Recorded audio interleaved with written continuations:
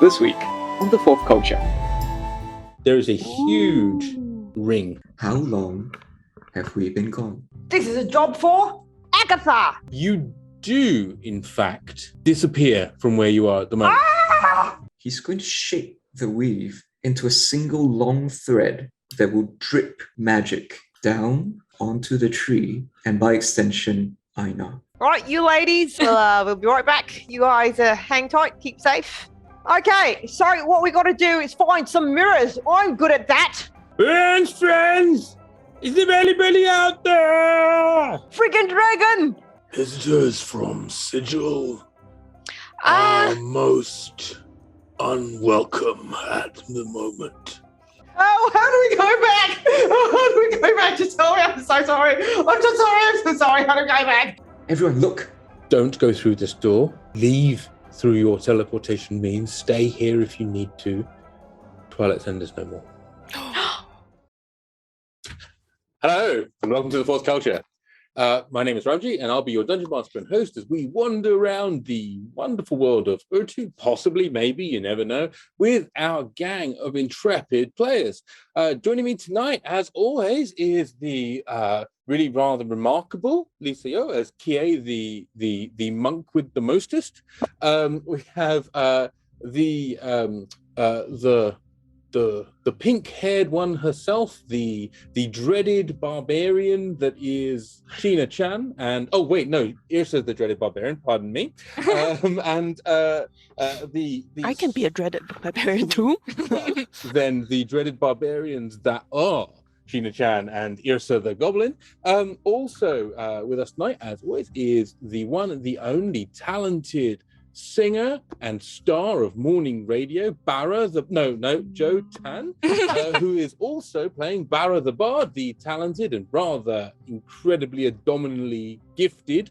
And finally, last but not leastly, is the one, the only voice of Singapore's radio, Edward Choy, who is amongst his many talents, in fairness, who is playing Kaman, the cleric who has perhaps got streaks of dictator, or certainly Uncle Kaman. So, anyway, or father, perhaps. I don't know how people are going to. What is Kaman's dictatorial nom de guerre? I don't know. Would it be something in German or Italian?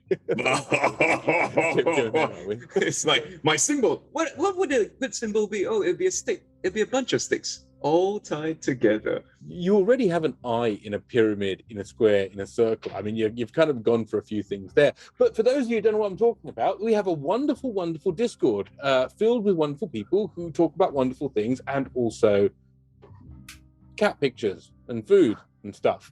But you should definitely take a moment and join that Discord if you're not there. Take a moment to follow, like, subscribe, do things that are probably down at the bottom of the screen or up at the top or sideways. If you're an Amazon Prime person and you don't know this, there is a free Prime subscription that you can give us. It costs you nothing. It gives us, a bit Everything. Yeah, it gives us a lot, and it means a lot to us. And we feel great about it. We feel like whole people. It's like whole person, but for multiple targets. It's like whole people. Whole people. Upcasted whole person. With a greater restoration. Low GI food. Whole people. So we stream this wonderful thing on Mondays at 7 p.m. Singapore time. So that's about now wherever you are in the world. We also play a game of Vampire the Masquerade on Thursday evenings at 7 p.m, which is run by our one and only Edward Choy, and in fact we all play in it, or maybe we all play in it, and then no pressure, okay? No pressure. Friendly reminder that you're supposed to tell us.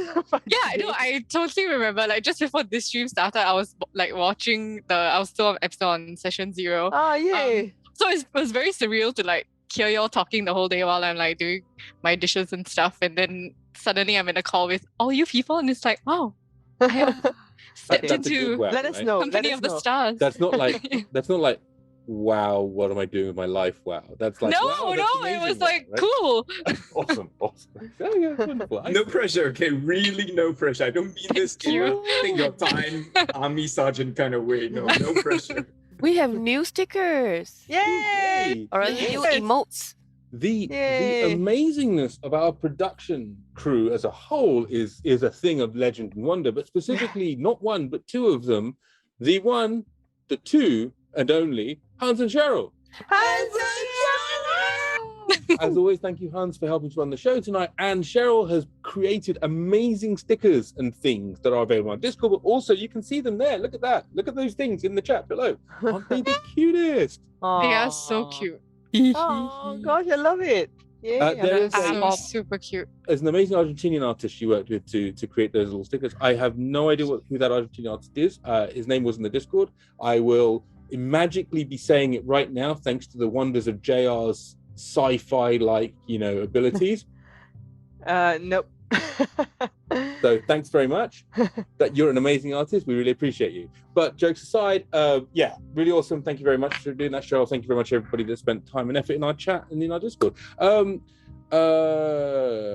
Right. So we are able to do this show thanks to the help of a consultancy. Some of you may have heard of it.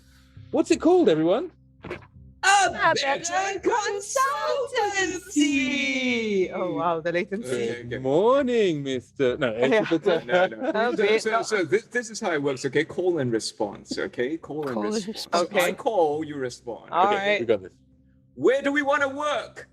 A better Singapore. consultancy. Yeah. Oh, sorry. Asia. Asia. Asia. Thank you. God, Okay. At home. this is not working too well. Never mind. So, okay. I guess a summary. Okay, you want to do business in Asia. You want to make money. You not know how. We show you how. We make big money for you. How big? So big. It's bigger than you ever thought. Why Asia emerging market? Who you ask? You ask that man in the top left corner with his mouth open right now.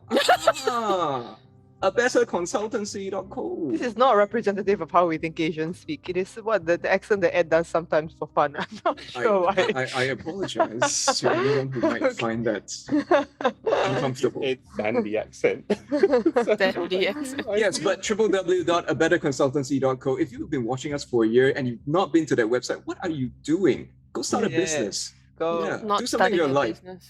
Yeah, go start a business. Entrepreneurship is the Yeah. best way to lose all your money or make $1 billion.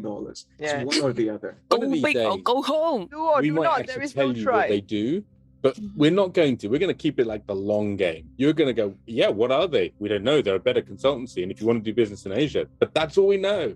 And that's how we're going to keep that game going. Obfuscate 3 for businesses. Now, thank you very much.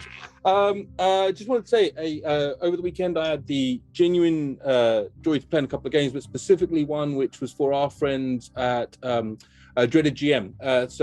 It was really awesome. And I just want to say, Josh, we love you very much. And you could see that like a whole group of people came out to play. It was like a whole day-long stream. And big thank you. But also thank you to everyone playing. I played in the D20 deathmatch game. It was absolute nonsense at the highest order. It was like WWE plus with D&D rules. It was insanity. But yes, just want to say a big thank you for everyone that was involved in that. It was a lot of fun. If you don't follow Dreaded GM, you should do. He's an awesome individual, an awesome human being, and just genuinely a positive force in the community in a time where you need positive forces, in all honesty. So that's what I have to say on that subject. And if there's nothing else to talk about, like our YouTube, Sheena Chan. Hello. Welcome to the recap. Previously on the 4th culture, the party headed back to the Angel's Rest to discuss our strategy about what to do. And we decided to try talking to Malina first. And then if the talking doesn't work, then we grab Afina and we run. So, but we decided to check out our escape route by going to Tashad's barber shop. And we spoke to Tashad, who turned out to be this, how shall we describe him? He looked like a giant dog. Yes? Dog? Sort of. Was he Like a dog? an Egyptian dog. Yeah. Very special. A bit skinny. Not much fur. But yeah, dog. Anyway, he said he come from a long line of barbers and insisted that we have haircuts and he would, we pay him for the haircuts to get through the gate, even if we don't want the haircut. Still have to do. Cannot just pay. Okay, never mind. Barra was quite upset about that. Oh, there he is. Huh? Where? Hey, there. Yes, there is a Tashad. Not much hair. So happy. Anyway, so the haircut not too bad lah. We asked him if he sell Malina before, but he said no. We took a flyer for his shop just in case we needed to teleport back. Then we headed over to the flagrant fortress, which was mostly empty except for the bartender and one person who was drinking in the corner. We spoke to the bartender and he said, go up to room 6. It's not my business. Not my business at all. We were like, oh, okay lah. So we go up to room 6 and we saw Afina and Malina and also our bag of holding. Yay! Sorry, I'm very happy about finding our stuff. But there was more. So Afina seemed to have lost all of her memories. Don't even know who she is. And then Malina seemed to have lost all her memories. Don't even know who she is. And Afina herself seemed very calm. Like much too calm. Malina had like two had what's it called? The wounds on her head. But the pieces of the diadem was no longer there. Dun dun dun. And then after that, the Barra and the Kaman were very suspicious, so they used all their magic look, see whether got anything funny, but don't have. Is what you see. What you see is what you get, and what you see is just the two of them. I don't know what happened. Then Kaman cast a bit of healing to fix the hole in her head. And he also saw that the weave, the magic thing around the two women was a bit crinkled, but otherwise there was no spell effects. After that, Bob, who was outside the room guarding it, was talking to somebody. Turned out to be two guys, two dragonborn, and they said that they are here to demand for payment of 50,000 gold because they had been hired to do a job, and now they want to be paid. And then we were like, okay lah, pay them lah, and get out of the way, So we went to our bag of holding, and there was nothing inside except for a piece of paper saying, pay us for the job and get your stuff back. So we spoke to the two dragonborn, and we said, okay, fine, you give us back the stuff, we go and, sell them, and then you can get your money lah, be done, So we went to Akin, who was recommended by Tripicus to sell the things. We bought some things from him also. Akin turned out to be surprisingly nice and even gave us a pit fin fang to go home with, which was kind of suspicious because, we have been warned that he's not exactly a very, straightforward, honest person. But anyway, we basically got massively ripped off lah, but it's fine. I don't care because we got to go home after that, or so we think, because we went back to the barber shop, we opened the portal, and we stepped through. To where? We don't know. Dun dun dun. And that's where we left off. Dun dun dun. Wonderful. Sheena. Thank you very much. And thank you very much, everyone that's coming from the raid. Lovely to see you all, and a big thank you for Robert Hodley for dropping by. And great job this weekend, by the way, Rob. Now, we are about to begin. If there's nothing else to be said, then let's begin. We find yourselves in the barber shop, maybe for a moment, but you're about to step through this door, Pit Fiend's fang in hand. As you do so, your intention kind of morphs into this sort of futuristic corridor that kind of spreads out, like they're straight lines, but they kind of move away from you in a kind of strange parallax effect, and you're swept along in a kind of like a corridor of light, kind of pushing you like a bit like the jump to hyperspace in Star Wars, if you will, right? And so you all experience a very slightly different thing to the stepping through the Stargate ripple that you had on the way to Sigil, and you find yourself in a rather cold and a little bit frosty environment. I am going to hit the button that takes us to... Please don't say Icewind Dale. I didn't say anything. However, as you look out across here, as you look over... Oh, that's my hair. Yes. It's still long. I'm so glad. Let me go to the bigger image. Where have you all gone? Oh, you've all disappeared. Come back. Oh no, I'm back there. I was back there. You passed me. There, that's my head. Sans figures out what happened with the map view. There we go. Yeah, perfect. So as you look through the map view, you can see here you're looking out across a very large, almost ruined series of big buildings. It is very cold, and you sort of take this view this direction, and this is kind of what you see. You see a large sort of bluish Nice. series of gems and various other things out there, and instead there is snow water on the ground. Okay. And it is very cold. Quick check, Ramji. When we left, was it winter anywhere on Urtu? I mean, yes, by definition. That we know. Not somewhere near you. No, you're not equatorial. You're temperate, but Namanda is, definitely sort of southern Mediterranean climate, maybe even sort of further south from there. So you would, in its more jungle-ish kind of elements, you're thinking sort of maybe Cambodia in the more mountainous sort of elements. You're thinking maybe Nepal. So you are used to snow and ice existing, especially during the winter, but not like this, not sort of noonday sun with just a freezing, frosty kind of feeling. Okay. This is a job for Agatha.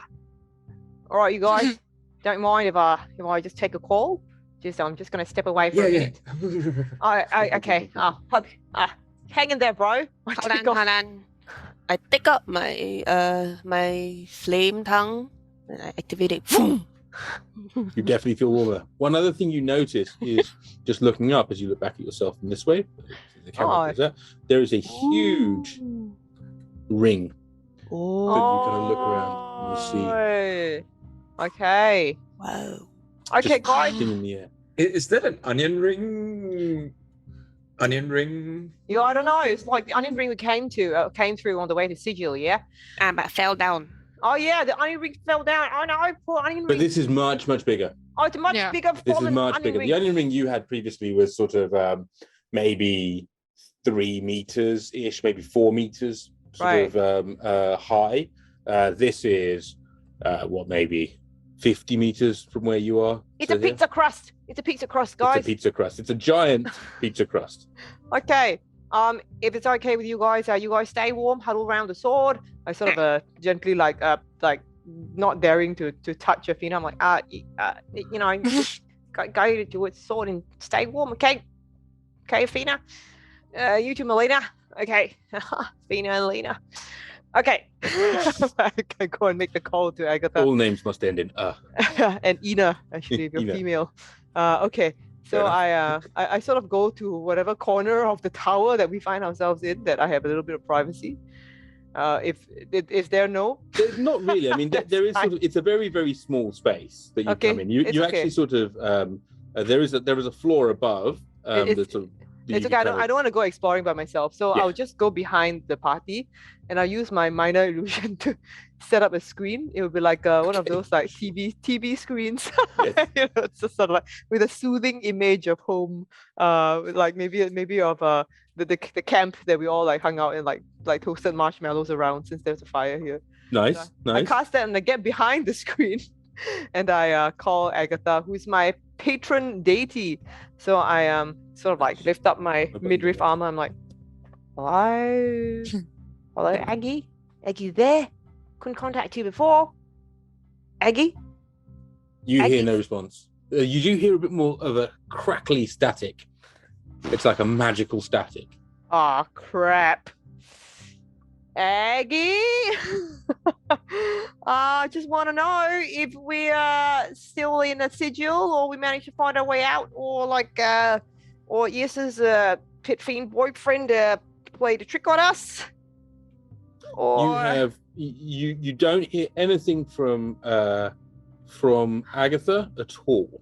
I burst through the makeshift screen. I'm like, I can't reach Aggie. Come on, you want to try? So, Kaman, whose true seeing is still on. Mm-hmm. Okay. Can he see the weave here? So you can see the weave here, yes. Perfect. Very much the same as you were seeing. Well, not the same. Very similarly to the manner you were seeing it in Sigil. So, You're definitely not in Sigil anymore. You can't. Because- when you look into the right. ethereal plane, you don't see all that stuff just whizzing by you. You get the Okay. impression you're somewhere else, but you do see like the tendrils of magic. The way I described the weave is that it's almost like you're now able to see through a like a thin piece of muslin or a thin piece of silk or whatever, right? So you're able to see the thing that is holding the world together. And so by seeing it that way, it distorts your vision, but it's everywhere. It covers everything, right? Because everything has a spark of magic in it. perfect. And what Kaman does is he says, I'll be right back. Oh, where are you going? As he seizes one of the threads and shapes it to transport him to Eijnar. This does not. Oh yes, actually, hold on. Remind me. There are some caveats in that, Ed. I need to go and look up the rules. 1 second. So I'm looking at this. Use an action to visit Eijnar's tree. Can use a further bonus action to immediately move through the branches of the tree and attempt to reappear back in an empty space within 120 feet of my original location by succeeding a DC 16 Wisdom saving throw. Right. Okay. So, you do in fact disappear from where you are at the moment, and you reappear on the top of a blasted mesa. It is hot and desert-like. In the center of this area, you find yourself in a tree that is it appears to have been unwatered, has been the subject of a long drought. The bark is dry and the leaves are, they are all but gone. A few clusters of them remain. Sat at the bottom of the tree in what little shade it provides from the brazen noonday sun that is above, burning the whatever is around here. You see in that little bit of shade a small and almost fetally positioned elderly person you've come to recognize as Eijnar. There's a moment as he sort of like goes, who's that? Huh? It's me, Eijnar. I jumped down from the tree. It's me. Huh? How long have we been gone? Huh? I kneel down to him and I hold his shoulders. How long have we been gone?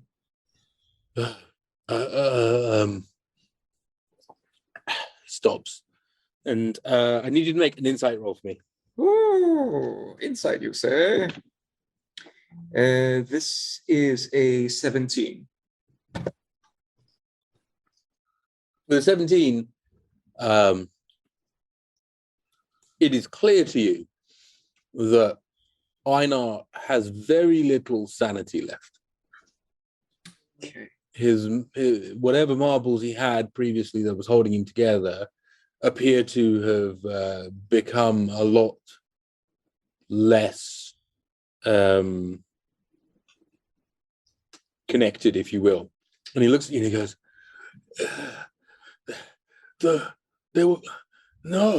they come for feeding. It's their time. You cannot be here. I know. You're about to scream again soon, and I don't want that to happen. So I thought I'd have more time to try this, but Kaman looks for the weave inside the space. Does it exist? Yes, it does. Kaman's been planning this for a long time. Yes, so it exists, but it exists about 300 or 400 meters above your head. And as you look down, it's almost like the weave kind of drops down and it's been rent and broken. So it's hanging down like a set of curtains that somebody's come along and ripped in different ways and different pieces, as if you have like, imagine millions of sets of curtains, as it were. You're in the world's largest curtain shop, and they're all there in the ceiling, but then someone's come along, just cut them and ripped them in different places, and there are different little threads. A couple of them do drop down, but very few come anywhere near you. And beyond that, it's just been, destroyed above you. But beyond, and if you look further and further up, you see the majesty of the weave kind of carrying on into the multiverse. Okay, so Ramji, I'm going to tell you what Kaman wants to do, and you tell me if it's possible. Kaman suspects he can do this. He's going to try. He's going to shape the weave into a single long thread that will drip magic down onto the tree, and by extension, Eijnar. So he's going to extend it as far as possible. He's going to join the threads and pull it. So it's almost like a single long root from a banyan tree, and all the rainwater collects from everywhere else, but just that little drip, drip, drip. And he wants to create that line. I love it. I would like you to make for me a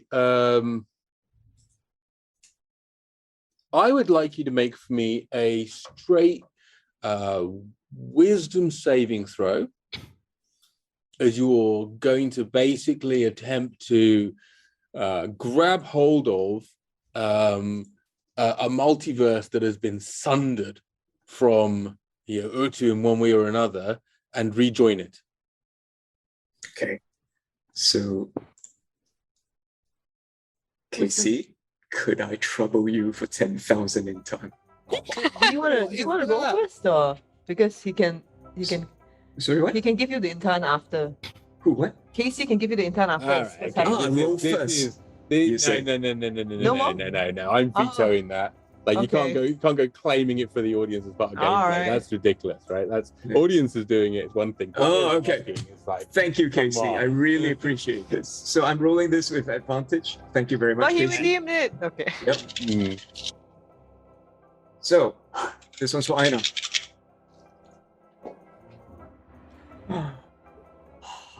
Wisdom save, you say? Yes, should be very high. 26. There we go. Ooh. All right. That's 17. Thanks to Casey. So you that is going to allow you to shape the universe to your will to be able to do this, right? Now that you are able to do it, the question of whether you want to do it and whether the outcome will be the thing you're expecting is now going to be down to a couple of other rolls. But firstly, I'd like you to describe to me. So basically, all I was doing with that was, are you going to be able to stand on your tiptoes to be able to reach a thread? And the answer is yes, you can, right? Oh, wow. So it's like, it's 300 meters away, but I reach out and... You got your mage hand, right? If you No, but it's like, because the rules of the space are different. This is Einar's prison. And I figure if I can manipulate the weave here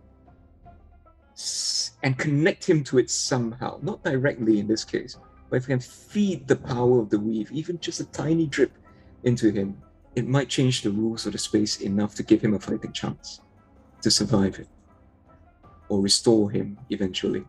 So that's what I do. Kaman reaches up, and then with the helping hand from an external entity, thanks Casey, he takes the threads together as if he's playing a children's game in his hands until he shapes one single long line and pulls it down and lets it go. And he waits, hoping that the magic will come. Just a drop. Just a drop. So I need you to roll a D20, no, a D100 for me, please. Ooh. D100. Wouldn't it be nice if No. It's cool. Let's see what happens. 9. 9. Well, that's a good roll for a divine intervention. So you've used your divine intervention for the day, just so you know. Okay. So now, well, that's fucking unexpected. Okay. Oh yeah, my level's 11. That's right. So,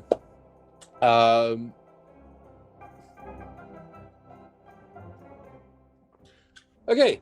As Oh dear. no, it's just one of these moments of like, okay, cool. Divine intervention is like, there's a 10% chance of this succeeding. There's a 90% chance Ramji didn't prep for this. So, It doesn't help if I say I say to Eijnar very gently, I say, "Oh friend, open your mouth, and if the drop comes, drink from the rain. Drink from the universe." And I direct him to the thread, and I'm praying for a drop of magic to appear from the weave.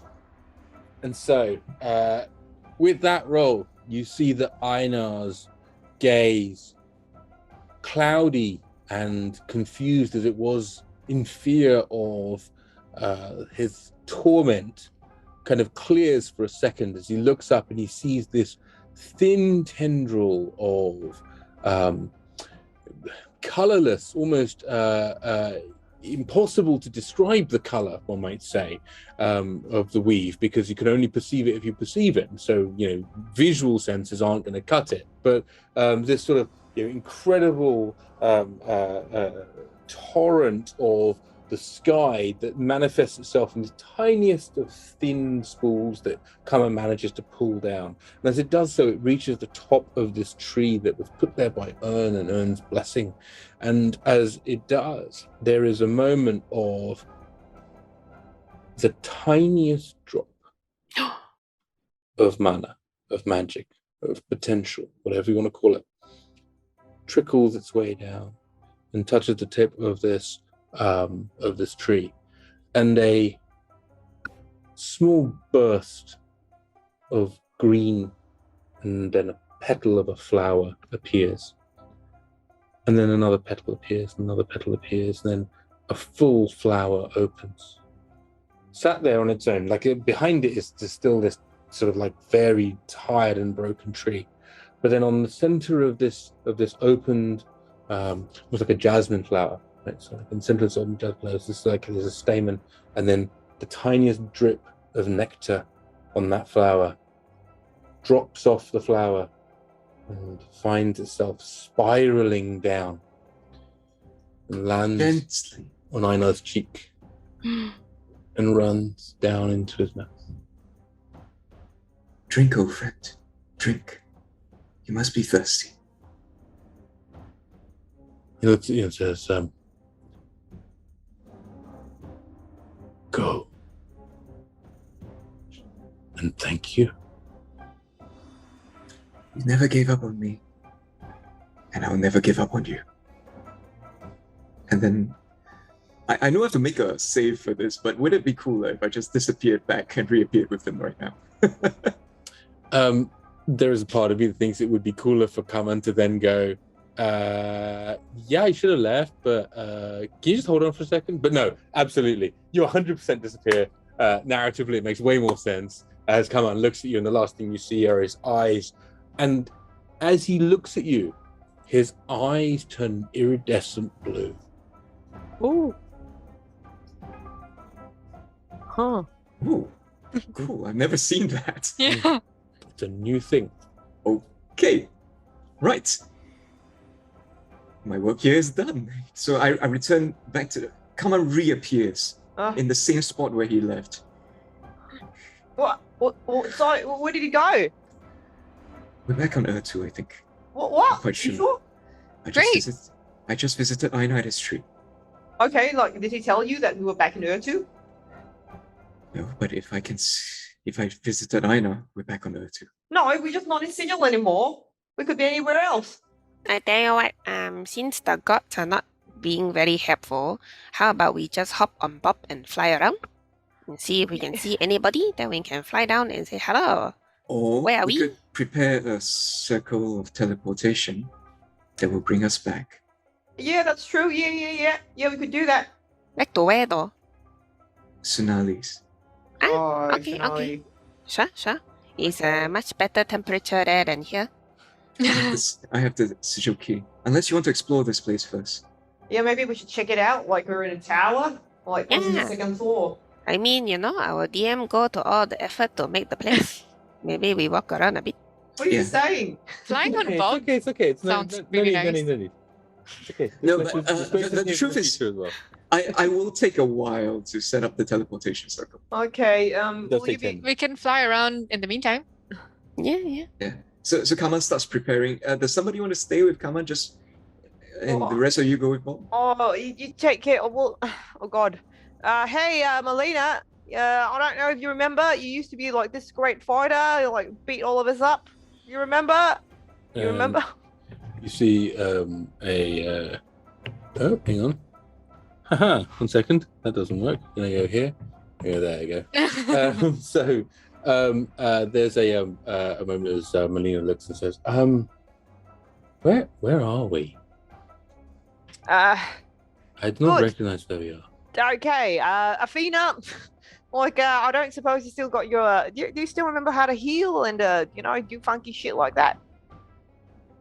Sort of Athena, on the other hand, will sort of look over and go, yes, I have I can do a few things.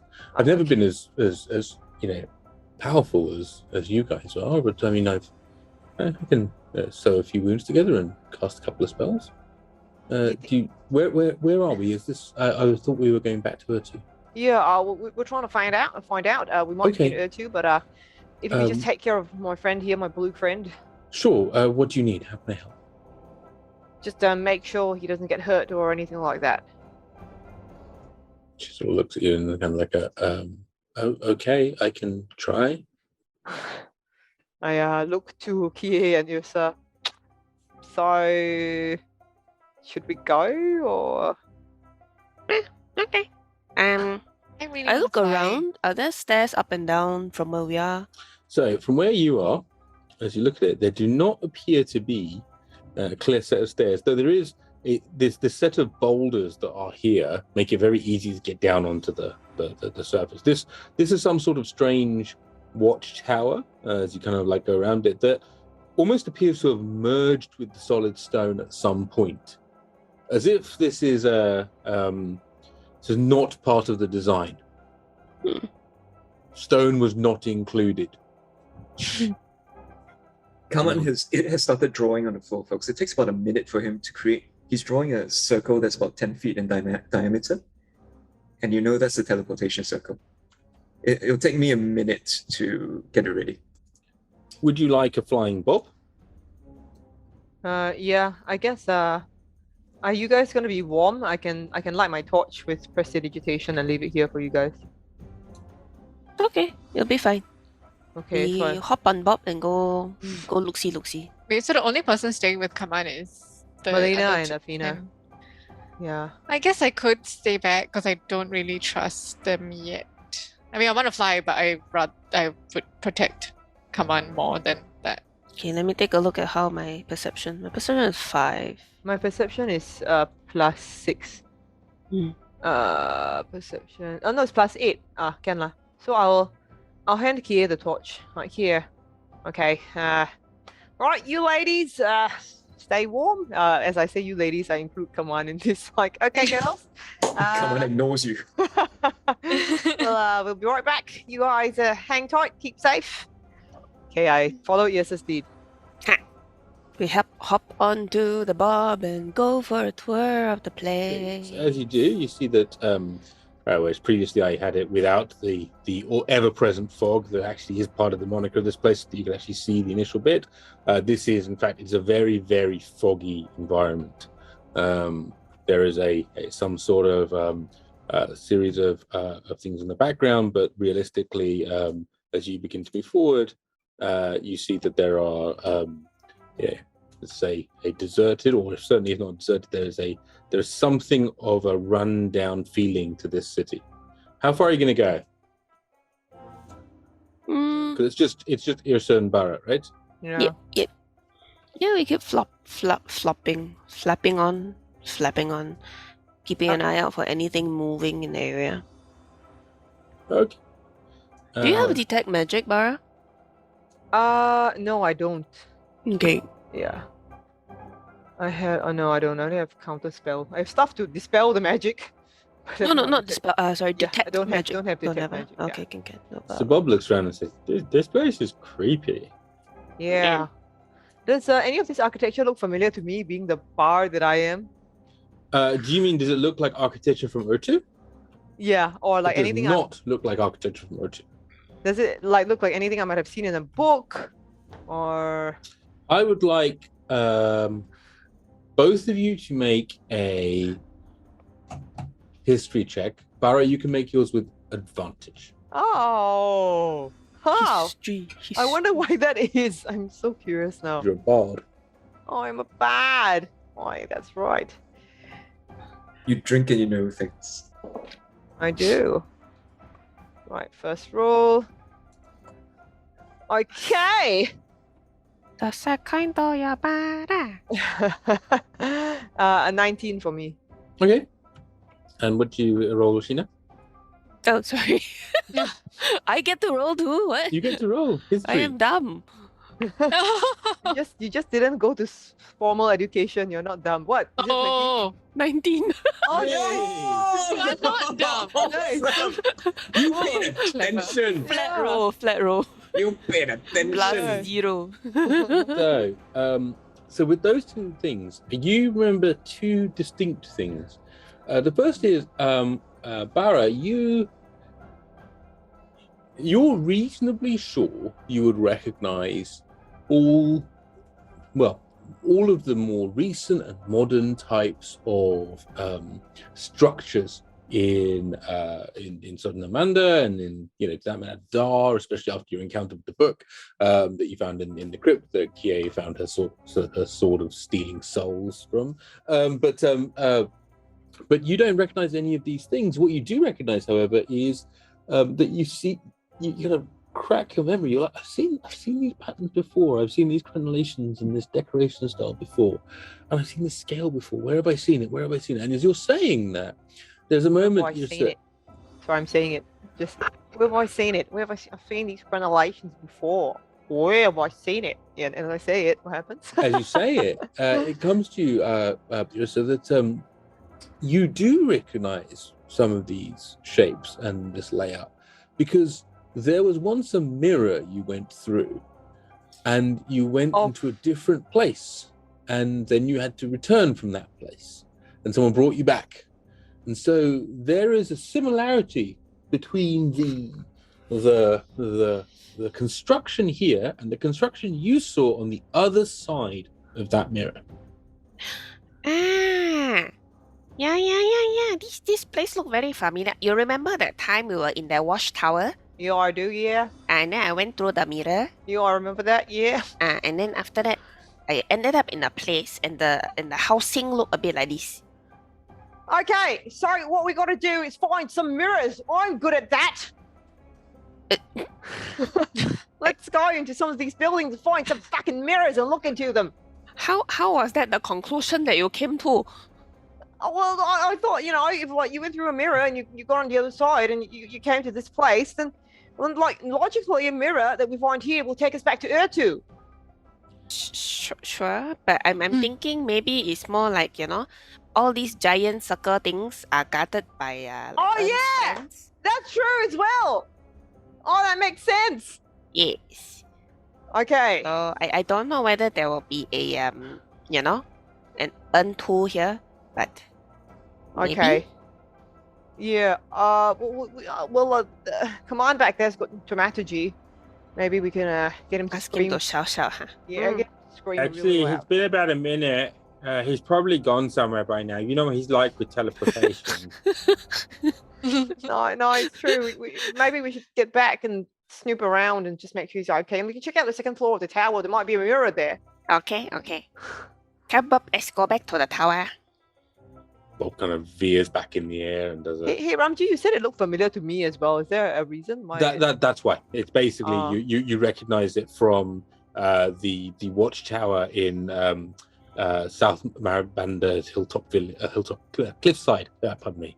Okay. And it's the sort of thing that would be very, very obscure, but you actually recognize one of those bulbs. You're looking in the box. Remember way back when you looked in the box, those bulbs that were being used in that lantern that made no sense to you? You actually see a couple of those, and that's the thing that triggers in your mind. It's like, oh gosh, they're completely surprising.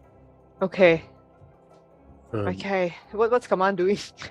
So Bob brings back. Kie's been watching Kaman, and he looks like he's been, those rubber band puzzles that we used to do as kids? Mm-hmm. It's just that you don't see any rubber bands in my hands, but I've been doing that for the last minute. Interesting. Like cat's And then- cradle. Yeah, and then finally, I go down, I grab a bunch of chalk, jewels, gems, and ink, and then when I open my hands, it all sprays out beautifully and perfectly into a 10-foot circle. It's just so much easier about in time. That is Ah. so cool. I know, Like, I right? am mesmerized at how beautiful it is. Like my like the other two are never out of my sight. And I say to Kie, can you imagine what we could do if we could teach people how to do this instead of relying on intern? Can you imagine, Kie? I can. It looks very nice. We can talk about how to Purify teach urges. people in small batches in like safe ways that's sustainable and peaceful and no killing involved. Yeah, Oh, sure. definitely yeah. open to it. It's very, very nice. Yeah, I mean, they wouldn't come from outer space and then colonize and, kill us all and enslave us brutally in order to take the precious thing that is on our planet. course not. No, we couldn't allow that to happen. Anyway, it's ready. hmm. Which is about Great. the point that Bob and Yrsa and Barra return. Come on, are you still here? Have you gone somewhere? Yeah, you I have to activate it before we go, but it's ready. Oh, Okay. okay. So Yrsa recognizes like the architecture here, and yeah. Yes. Remember that time we were at the lighthouse Oh, and and I the got mirror. sucked into a mirror? Yeah, on Yeah. the other side of the mirror. I remembered I specifically said we Oh. shouldn't go into the lighthouse and break into it because it was breaking. Yeah, and entering. yeah. Like the thing of the past. Let's move on. But anyway, like it allowed us to recognize the architecture here. So we think that we might be able to find another giant like Urn or like the lighthouse keeper back there, and they can get us out.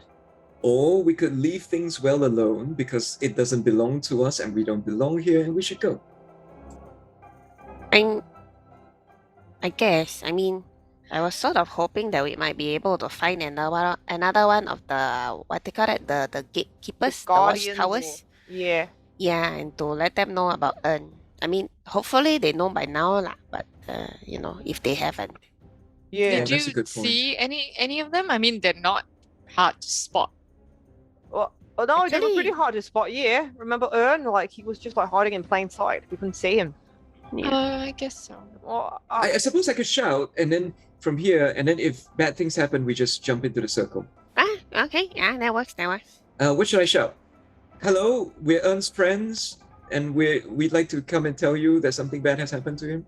Maybe just hello, we are Ern's friends. Is there Yeah. anyone? like, do you speak giant? Or like that's what Urn was speaking, right? Like he was speaking common, but like his native language, like giant or anything like that. Does Bob know how to speak giant? Oh, I could cast tongues on myself. Okay, yeah, if you want to do that, or like you could do what you did last time at the temple, which is like you kind of hold Bob really close, and then like he can like shout really loud in giant. Bob, do you know how to shout? We're Ern's friends, and we'd like to tell you about him, in giant. We're Ern's friends, and we'd like to tell you about him in Giant. In Ern's language, do you remember? Giant is Ern's language. No, what? Huh? Never mind. Come on. I don't think Let's just shout it in common. I just speak Huh? Bob. Well, I don't know. Like those people back in Sigil, they understood you just fine, and I don't know. But you think I did something clever? yeah, I did. Yeah, we all that's did. really nice. Bob is very clever, you know. Yeah, Bobby's very clever. So, Good boy, Bobby. Yeah. Good boy. yeah, I'm very clever. Okay, who shall I be very clever to? So, Bob, just shout, we're Ern's friends and we'd like to tell you, we're Ern's friends, we're here, is anybody out there? So Bob takes a big old bellow and he goes, "Friends, friends, is there anybody out there?" Is there a loud echo in the Yeah, big you hear go, space? "Anybody out there? They're friends, echo, friends." I look for movement, listen for responses, sounds. Does he trigger an avalanche? What? He does not trigger an avalanche, but you do hear the sound echoes around a lot longer than you would expect it to. Like to the point where it's like that sort of, is a little, it's a little bit unnerving because it's not like it's not like you're meant to what's the phrase I'm after? You're not meant to sort of hear an echo carry on for 30 seconds or a minute or even longer, right? But it does, and then you hear a continued silence, as it were, as you sort of like bring you back to where you were. Sorry, pardon me 1 second. There you go. As you're looking sort of here, it goes all down here. It's like we're in Tibet or something. Wow, it's so. It's the so. closest we'll get to Tibet in Yeah. for a while. Oh yeah, they're not on the vaccinated travel lane, so But soon, hopefully. yeah. But you then start hearing. I'd like everyone to make a perception roll, please. Oh, Everybody. Oh, everybody. 14. 20. 11. Wow, Yrsa's rolls are great today. Yeah, Yes. 15 plus 5. 30. 20. Oh, I am at a 23. 14. 23, 14. No, 28, hang on. Yeah, 23, correct. Sorry. Kaman is? 11. I rolled a 2. Okay. Nice. So when you're fixated on your making sure your circle's right, you're actually quite patting yourself on the back for this cat's cradle thing. Though there's sort of like a niggling feeling in the back of your mind about it, but it's by the by. Bob's yelling and echo is sort of cascading around the space, and you don't really notice it. But Yrsa and Barra, you do notice it, and you also notice that there's a moment as Melina kind of like picks her ears up and goes, "What's the noise? What is that?" As you hear a Uh-oh. Freaking dragon!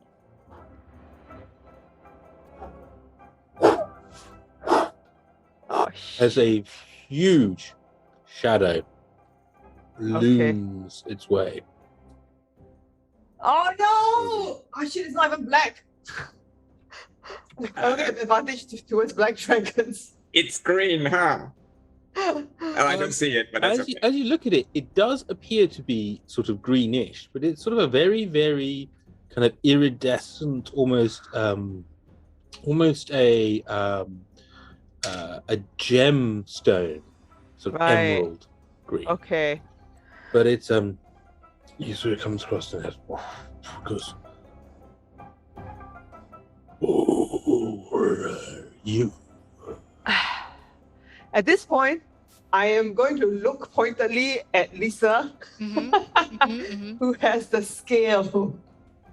Does he say that in Draconic?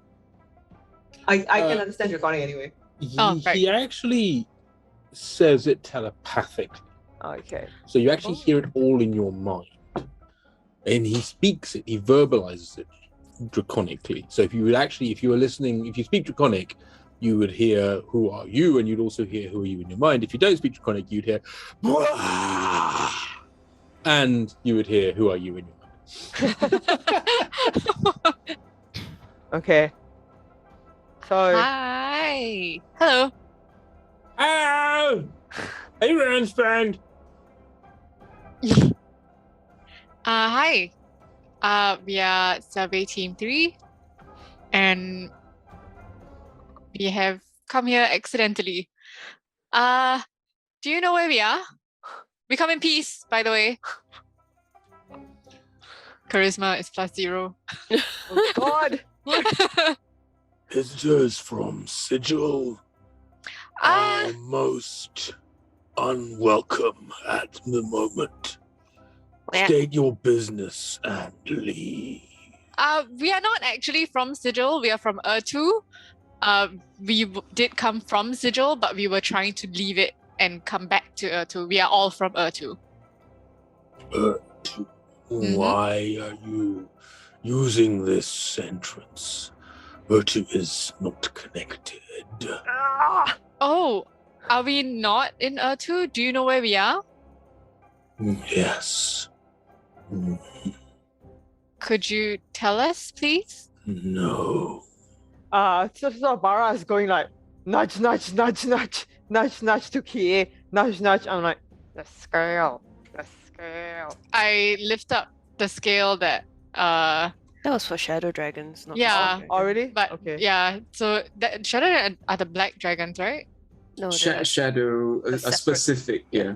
Oh, Okay. okay. They're But very I specific. try and I lift it up anyway and be like, do you recognize this?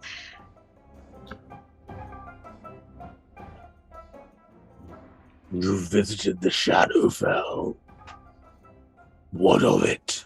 No. Just trying to show that we have positive relations with dragons and hopefully If I showed you a halfling's foot, would that show you that I had positive relations with halflings? maybe no one has tried that before.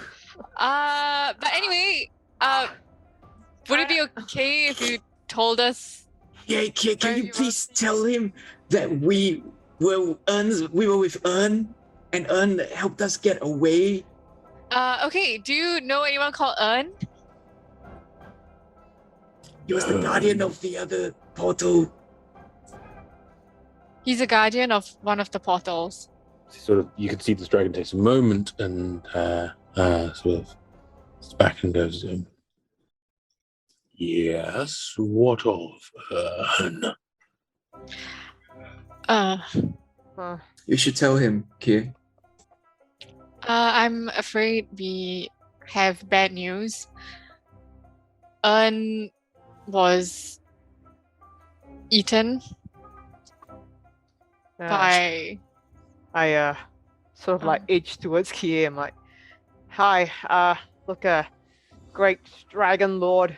What my friend here means to say is that Ern was a friend of ours. He was especially a friend to young Bob here. Raised him like his own child. Unfortunately, there are evil gods on our realm that we are trying to return home to and to wreak justice on. Yes, I know we are their jailers and keepers. I see. Well, unfortunately, one back on Urtu, his name is Boulder. Not sure if you're familiar with that name. He seems to The have... Darenes, the Shadow Conclave, the exiles, those who have escaped. I'm aware of the paltry fools that remain, yes. What of Boulder? He's grown in power and he sent a creature to swallow Ern alive. And that was the last we saw of him. We escaped to Sigil. You're telling me that Boulder of the Shadow Conclave slew one of the wardens? Yes. Unfortunately, yes, that is what we're trying to say. And we want to go back and see what we can do to do our part to make this right. he sort of peers and he stares at you for a moment, kind of more closely. And as he does so, I mean, this is a big ass dragon, right? Like you've seen a few, you saw Vishwanathan and you saw a few other ones, right? And this thing is like Vishwanathan was old, but he was also kind of wrinkled and all kinds of like Vishwanathan was the equivalent of like when you go into a shop and you see some sort of ancient old sort of man or woman or otherwise that they're sort of there and they're just adorable and they're these tiny people and you're just like, oh my god, how cute are you, right? This is not that. This is the John Cena version of Vishwanathan, right? This is So like we can't see him. but yeah, it's huge, right? I mean, like this thing wingspan is a good 30-40 meters, right? It's the size of an A350, right? So like it's sort of like it's an aeroplane, right? And so it's there and sort of hovers over you and looms and it kind of flaps the wings sort of occasionally, and it's there's a moment for some of you, especially those with slightly higher intelligence, that goes, look, I don't think it's possible for those wings to actually bear that body weight. I mean, I just think it's anatomically impossible. But nevertheless, it's there, and it's suspended, and it's sort of looming down on you. It says, I do see his mark upon you. The boon of the forest warden is there. What Yes, do sir. you do to earn this? Well, nothing, to be honest. Our captain Yrsa, I sort of point at Yrsa. She brought our foster child, that's Bobby over there, back to Ern, and gave him our thanks for raising him and treating him well. And we acquired his friendship. Unfortunately, it was all too short. It was on the same day. Balder sent the Coral King, and the Coral King sent a sea creature to devour Ern, who What is a Coral King? He's Well- a fragment of A Balder. shade of Boulder. Yes. I sort of used my minor illusion to cast an image of what I remember from that glimpse as I ripped Athena away from. Picture of Kaiju. Yeah. yeah, so he looks and he goes,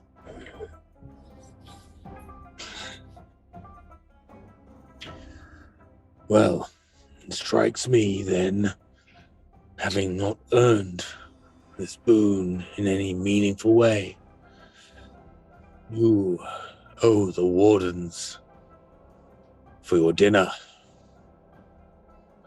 Which is coincidence, because it sounds like you were going to go and do this anyway, so it shouldn't be too much to ask for you to earn your dinner and to destroy this Buldar's power. I mean, we want revenge. Yeah.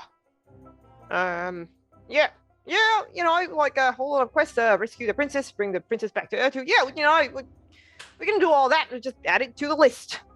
Fine. so there's a huge draconic snout that appears in front of your face, and just the breath just pushing on you. And I need you, I actually kind of need everyone at this one moment to make a charisma saving throw at disadvantage. Oh, shite! Oh no. That's mean. I rolled a 20 and a 7. Oh my gosh! Oh my 7. gosh. Okay. Is what I got. Oh, 13. 22! Mhm. Haha, cleric. Why are cleric so charismatic on? I rolled 14 and 16. You did like a Usually. mega- How is he church. going to start a cult otherwise? Yeah, that's true. True. Oh, okay. I rolled the same. So that is a 19. Okay. All of you fell, including Oh, shit. Melina and Athena, and you find yourself physically pushed back, like your ego and your personality is suppressed by just the presence of this dragon. You are there for a moment, and he cuts it off like half a heartbeat later, right? But you are just completely and totally realizing you are looking at something that is many thousands of years old, has flown through the galaxy, and for whatever reason is choosing to be here and talking to you, and you're giving it sass. And this is probably the dumbest thing you've ever done in your life, all of which is encapsulated into the mind-numbing terror of dragon fear. What says are we giving him? Yeah. How are we giving him any And sass? this bit, and it's just a second, he goes, Maybe the top of your list. Yes! I put it in the fucking. I'm doing it right now. I'm putting it at the top of my list. Look! Kill Boulder! Look, it's the top of my list! Top of my list! Don't do any crimes there! No! No manners. We're trying our best. I'm sorry! he shakes his head for a second, and he shakes his head so like you hear the muscles clacking and everything else. He goes, We cannot enter Urtu for another 9 months by your time. So, go wreak vengeance on this Boldar. Oh, how do we go back? Oh, how do we go back to Toy? I'm so sorry. I'm so sorry. I'm so sorry. How do we go back? How do we go back? Barra, calm down. Oh great guardian, how may we address you? Elder. Oh great elder, I have prepared a humble teleportation circle. Will this allow us to leave this place, that we may be closer to Bodar's domain, that we may avenge the great guardian Urn? He sort of stares down, looks in the water. You are missing an important element. You are not on Urtu. I see. Great elder, please enlighten us. How may we proceed? He looks at you and he says, Where does that take you? And when? It takes us to the city of Twilight's Edge, inside an inn called the Sleeping Horse. When does it take you there? I do not know the time, unfortunately. It's never been something that's under our control. Time moves. You play with forces you don't understand. Time and space are one, joined by the weave, and you push yourself through these gaps in the cloth, thinking that you are so clever, mortals. and he sort of breathes out for a second, and these green shards of just like a very, very thin stream of green shards kind of breathe on top of your circle. It says, that should at least be contemporaneous with your possibility timeline. Beyond that, I can't do too much more. Begone, avenge Urn. Great elder, one final question. Where was this? And may I please be able to contact you in case we might need your assistance? Sort of looks at you and then sort of stares at you. Make a persuasion roll. Barra. Wow, that's a 19. I rolled a 6.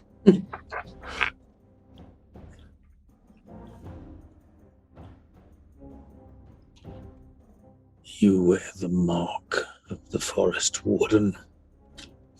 I will add mine to it. Ooh.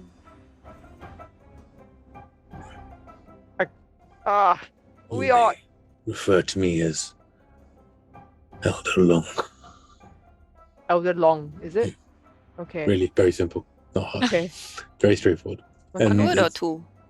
Well, one word elder, one word long. Okay. He says, and a very small sort of emerald. I believe, if I recall correctly, the mark that Ern gave you was appeared as a small tattoo. Is that correct? No, like a little leaf that we couldn't really see. Yeah, and it bong into our foreheads. That's Yeah. right. Okay. Well, in which case you see a very similar sort of vision of that leaf appearing, and next to it is a stylized sort of emerald dragony type form. It's like a tiny little cute dragony form. That then just disappears off into your foreheads again. It says, he sort of scans across all of you and stops again at Barra and says, Your sending will reach me now. Thank you very much, Elder Long. We are eternally in your debt. Thank Don't you. bother me with trivialities. Okay. Ever. Barra tries to get it in his head. You got it. Trivialities. No, not girl problems. No, not boy problems. Nothing like that. Okay. Yeah, okay, got it.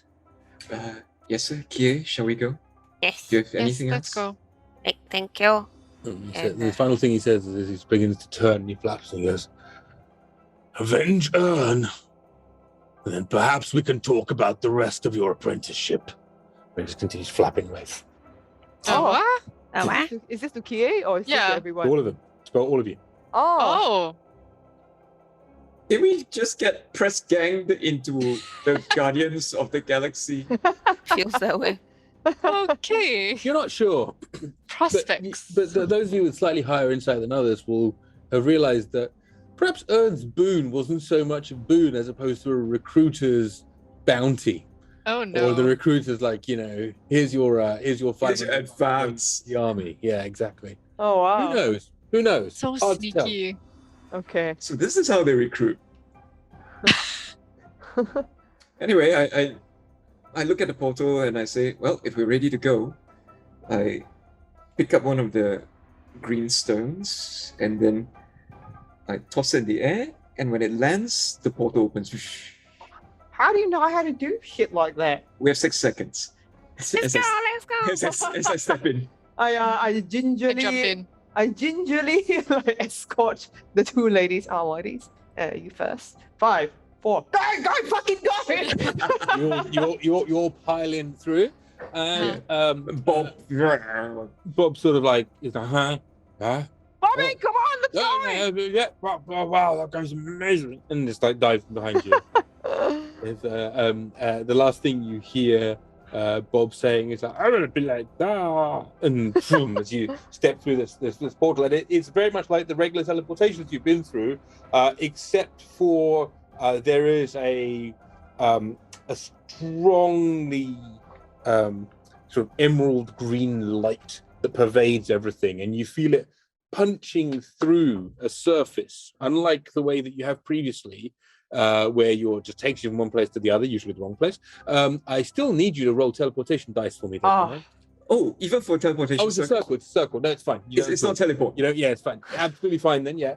And a moment later, you find yourselves in a dark room with heavy, moist air. And a lot of Bob next to us. A glowing circle at your feet, and a lot of Bob next to you. Okay. So, Okay. So are we there yet? okay, so let's celebrate my first ever successful teleport. No, Yay. it's a bit quick to celebrate. Not No, over yet. Okay, so No, this I recognize the smell of this place. I would remember it. I spent a lot of time here. This is the sleeping horse. Okay. Why Can you is it make so perception roll for me, Ed? Okay.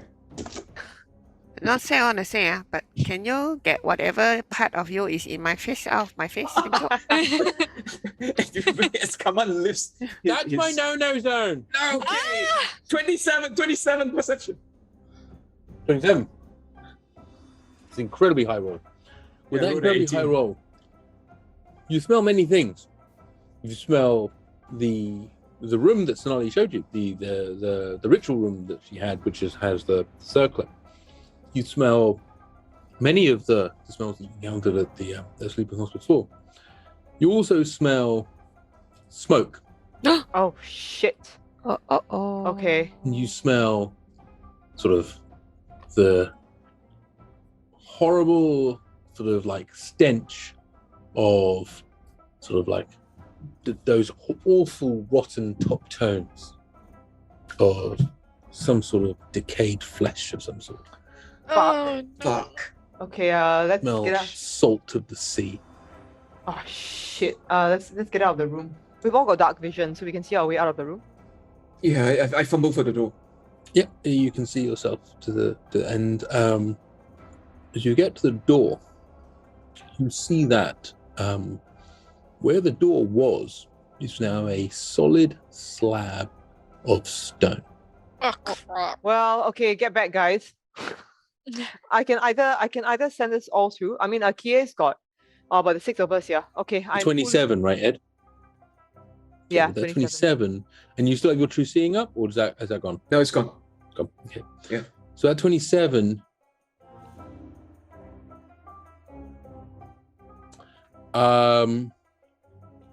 you see a very, very thin series of scratched words on the top of the. Go ahead. I hold up a hand to it. Because, wait, and I point at the words. Your audio's gone. Oh, I say, wait, everyone, look. I point out the words to everyone. What do they say? They say, Is it in common? no, it is in Goblin. Oh, okay. And Yes, sir. there's just a set of words, small set of words there. Okay, what does it say? You're pointing out to us, obviously, right? Yeah. So it says, Yrsa, tell them to cast detect magic. Oh. What? Yrsa, Sonali. you're in. Oh. Oh, okay. Kaman, you need to cast detect magic. Done. I use first level slot. And there is a very faint magical outline of words on the wall, written in common that you can see it. I'm gonna allow it so that you just I'll read it out. or you just do a presentation or a light spell or whatever, and it just glows up in a kind of like a appropriately Lord of the Rings way, right? Just to make it sort of more Thaumaturgy. yeah, indeed, thaumaturgy. There we go, and it appears, right? Lights up.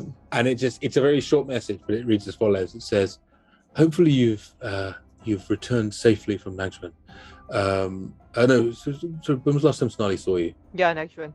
Oh no, we No, came it in wasn't. on It was when you left here. It was like it basically says Yrsa, and then it says the message, and afterwards it says hopefully you've returned safely. Don't go through this door. Leave through your teleportation means. Stay here if you need to. And then it stops and it says, Twilight's End is no more. Shit. Okay. And then so there's the next sentence that says, 4 days after you left, Baldar came. After Baldar came, what happened to Twilight Plains allowed the Blood Company to establish a full foothold here. This is considered Her Imperial Majesty's southern properties. If you must go up, be fully aware of that. I suggest you return to Nagaranda or wherever else it is you need to go. If you need to find me, I will be in Shadowgrove. All right. Guess we should go to the Shadow Grove to return the princess. Well, look, Kaman holds up his stuff. I have enough to cast a teleportation back to the Shadow Grove, but you know what happens every time I do it. Okay, we need an item from the Shadow Grove, so... Yeah, is that your sword you're sticking into my nostril? I'm sorry. And try to shift it a bit out of his nostril. Okay. Unless there's a set of keys to a teleportation circle, but I don't have the sigil keys to a teleportation circle. Look, I can ask my dad, Akras. He can't send it to you through sending. I need to be able to see them. Well, okay, like, I can talk to him and scry on him and ask if he can show it to me. What do you think? Oh, yes. If you send it to him and you scry on him and he shows it to you, and I can see it, then maybe there's a chance, yes. Okay, I'm trying my best to remember it. Okay, like, Dragon was fucking scary. We could ask him. We could ask the princess. Do any of you girls want to talk to her? I feel I'm not getting through to her. I don't know. I don't know what's going on. Joe, you hear a very, very soft voice in your mind go, Barra, is that you? No, Aggie? Barra, I thought you were dead. Oh no, like we were trapped on Sigil, and then we were like we tried to find our way out, and then we were trapped on this place with Elder Long, and he sent us back, and now we're here. Aggie, are you okay? You don't sound all right. I'm not alright, Barra. What's going on? You've been gone 3 years. Oh no, Aggie! Oh no! Find me, Barra. What? Find me. No, give me a hint. Give me a hint. Like, can I ask you like 3 questions? Or is that like? Do you still? You want to use that power? No. God, I don't know whether I should. I mean, Okay. if you use the power, like, so this is out of character, Joe. If you use the power, it will work, right? But you've Okay. used it for the day, but it will work. It's not going to kill her or anything. Okay, Aggie, look, we're gonna.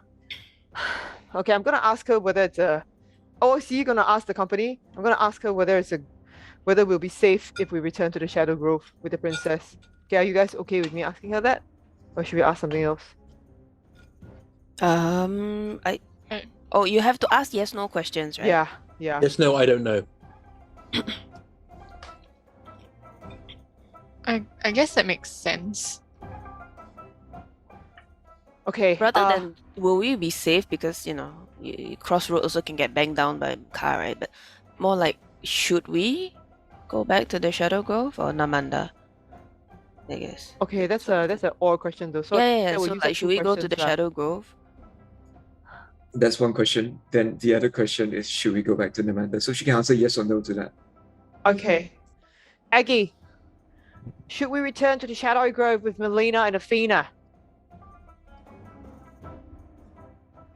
There's a very faint chuckle as Agatha goes, "Oh, Barra. Yes." Okay. Barra, does the Shadow Grove still exist?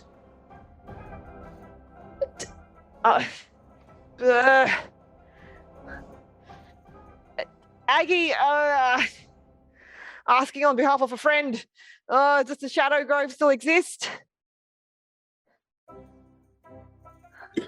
Sort of.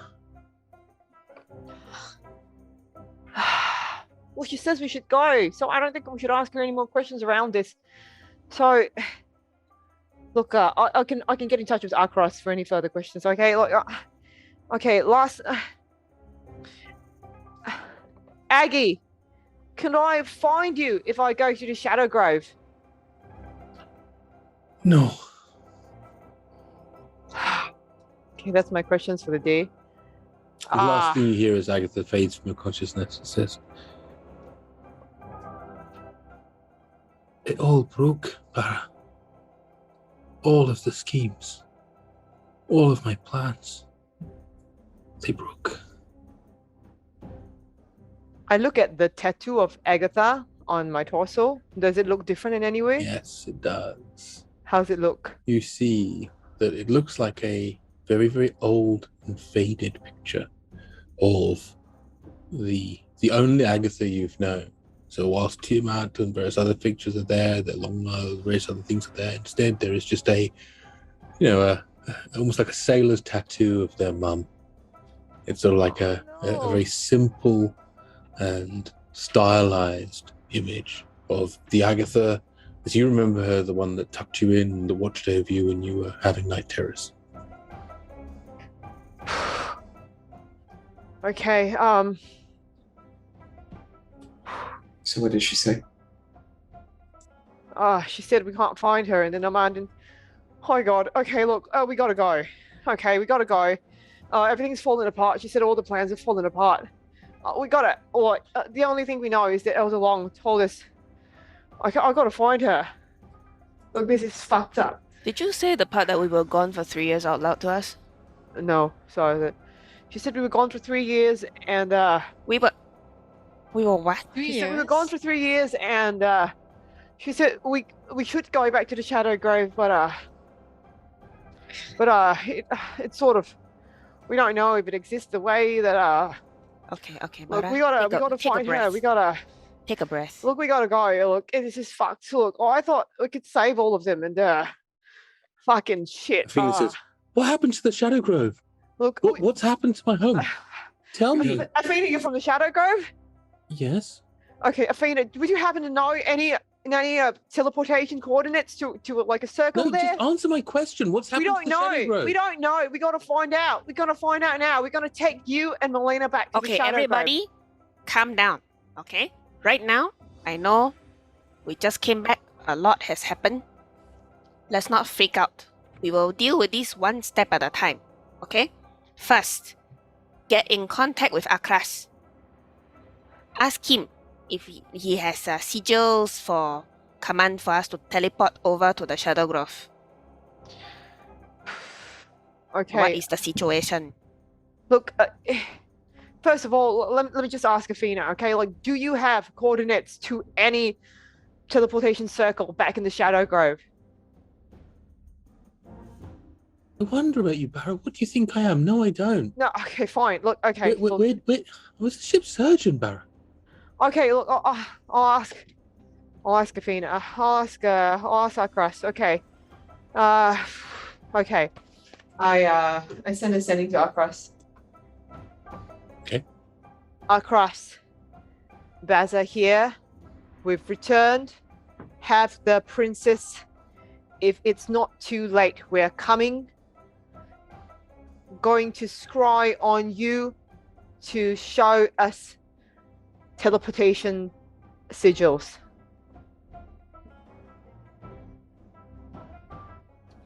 A minute or so later, a good minute passes, maybe slightly more than that. You hear a voice you haven't heard for a while. It seems maybe even longer than you thought. It says, Barra, where the fuck have you been? Glad you have Melina. Would have been useful 3 years ago. No circle available. War. Okay, I tell them the contents of the message. Okay. So the most direct route, I glance at my stuff, is a teleport. I'm familiar with the Mandan Union, but we don't know if it's still the same. 3 years have passed. We don't know what's happened in these 3 years. Should we go? Okay. Who do we take orders from? Should I contact the ambassador still? Our ambassador? It's been 3 years and there's been war. I think all of this has gone to shit. Let's get out of here. See if we can link up with our people. But if we cannot, I think we have more important things to do. Like kill Bolda, help Agatha, maybe. Princess, I'm sorry, but the princess doesn't matter anymore. Who's the princess? So then, what do we do with her? Well, we bring her somewhere safe, I guess. We bring her back to her people, because she's still an innocent party in this, sort of. Blair. The worst kind of innocent party. So we have to get to the Shadow Grove. Look, Athena, you're from there. Do you have anything that was from the Shadow Grove that you carry on you? She was down sort of at the change of clothes she's wearing, which is not, I believe, was one of the ones that was in your bag, I think, at one point. Or was that? No, that was in the Amar story. Never mind. That was in the other one. So no, never mind. Then she looks down at change of clothes and says, I mean, I'm wearing clothes from there. I mean, sort of. Well, some of them I bought in Twilight Plains, actually. Well, yeah, I got this. Okay. From, Okay. Oh, yeah. Okay. Yeah. Good. Oh, good job. And then I take out the dagger. Like, I think that Melina.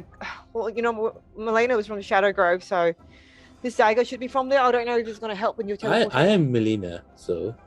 Yeah. So I'm from the Shadow Grove. Are you not? Oh God, I No. know you're from the Civilized Kingdom. Yeah. Okay.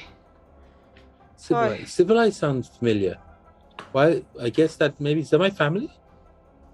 Yes, your family, your throne. You are a princess. I'm a princess? You are a princess. Well, we don't know anymore if you still are a princess, but yeah. We were sent to find you, bring you back to your people and you decided that you wanted to find this stupid diadem because you think it will give you power to take over the world. And what happened? This happened. We ended up 3 years away, war broke out, everything has gone to shit. Thank you very much. Kanina Chibai. Well, Well spoken, goblins, very good. yeah, even I understood that. Yrsa suddenly like snaps, right? Rushes up to a wall and smashes it with her fist. Mm. And she screams with this kind of like unfettered rage you only ever see during battle, but out of nowhere it's there. Okay. I sort She of like smashes it quite a few times okay. until We knuckles try and start to I bleed. try to grab Yrsa. Yrsa, we are in the territory of the blood company. We don't want to attract any attention. Okay. Look, I know you're angry. We're all angry, but we don't want to fight our way out of here, or we may never make it out. If they Look. can make it through that fucking thing, then I will kill them all. Look. I know we're all fucking angry. Okay. Look. What do we do? We have options. So, the direct options. One, two of them both come from the staff. The first one is I can create a path through that wall. I pointed at that used to be a door, now it's stone. I can create a path through it using the staff. That's one. Two, the staff has enough charges for a teleport. I know the Namandan Union well enough that we could get back into the Marabandan survey team barracks. I'm Yes. very familiar with that. But there is Remember that bit that your sergeant make you remake and make so many times? That should yes, help. but there's still a 1 in 4 chance that really bad things could happen, and a 1 in 95 chance that really bad things could happen again. You know, every time we teleport without a circle. So there's that. So those are my two options. What do you all have? Well, we've got Bob. Bob will be able to find us. Like, as long as one of us stays with him, he'll be able to find us. Like, he'll be able to find one of us at a time anyway. And we can contact each other. So there's that. Right, we're using common staff? We don't know yet, have- Bob. Okay. We Yeah, need I can other find ideas. one of you as long as one of you's with me. What do you Okay. guys? What are other options? We don't really have. If we go out from here, we might, as you say, have to fight through the blood company. We go back to Namanda. There are options, right? If we all get split up again, hopefully one of us will be with Bob and we can be reunited. So, Before we teleport, we should check. What do we check? Barra, can you scry? Yo, I can still fucking scry, yeah. We should scry on the location before we teleport to it. But okay, oh, I got to spy on a person, so I don't know if they're going to be at a location. So I could send another message to try and see who's at the barracks, if they still exist. But well, I don't know. Well, if you don't know, Kie, Yrsa, do you have any ideas? Hey, I can beat things. That's all I can do. I beat this wall. Fuck you, wall. Okay. So obviously, if you're looking for people at the barracks, either in well, any of the Namandan barracks actually, but specifically the ones that you were last in, it's not actually going to be that difficult for you to find them. You know, you've got a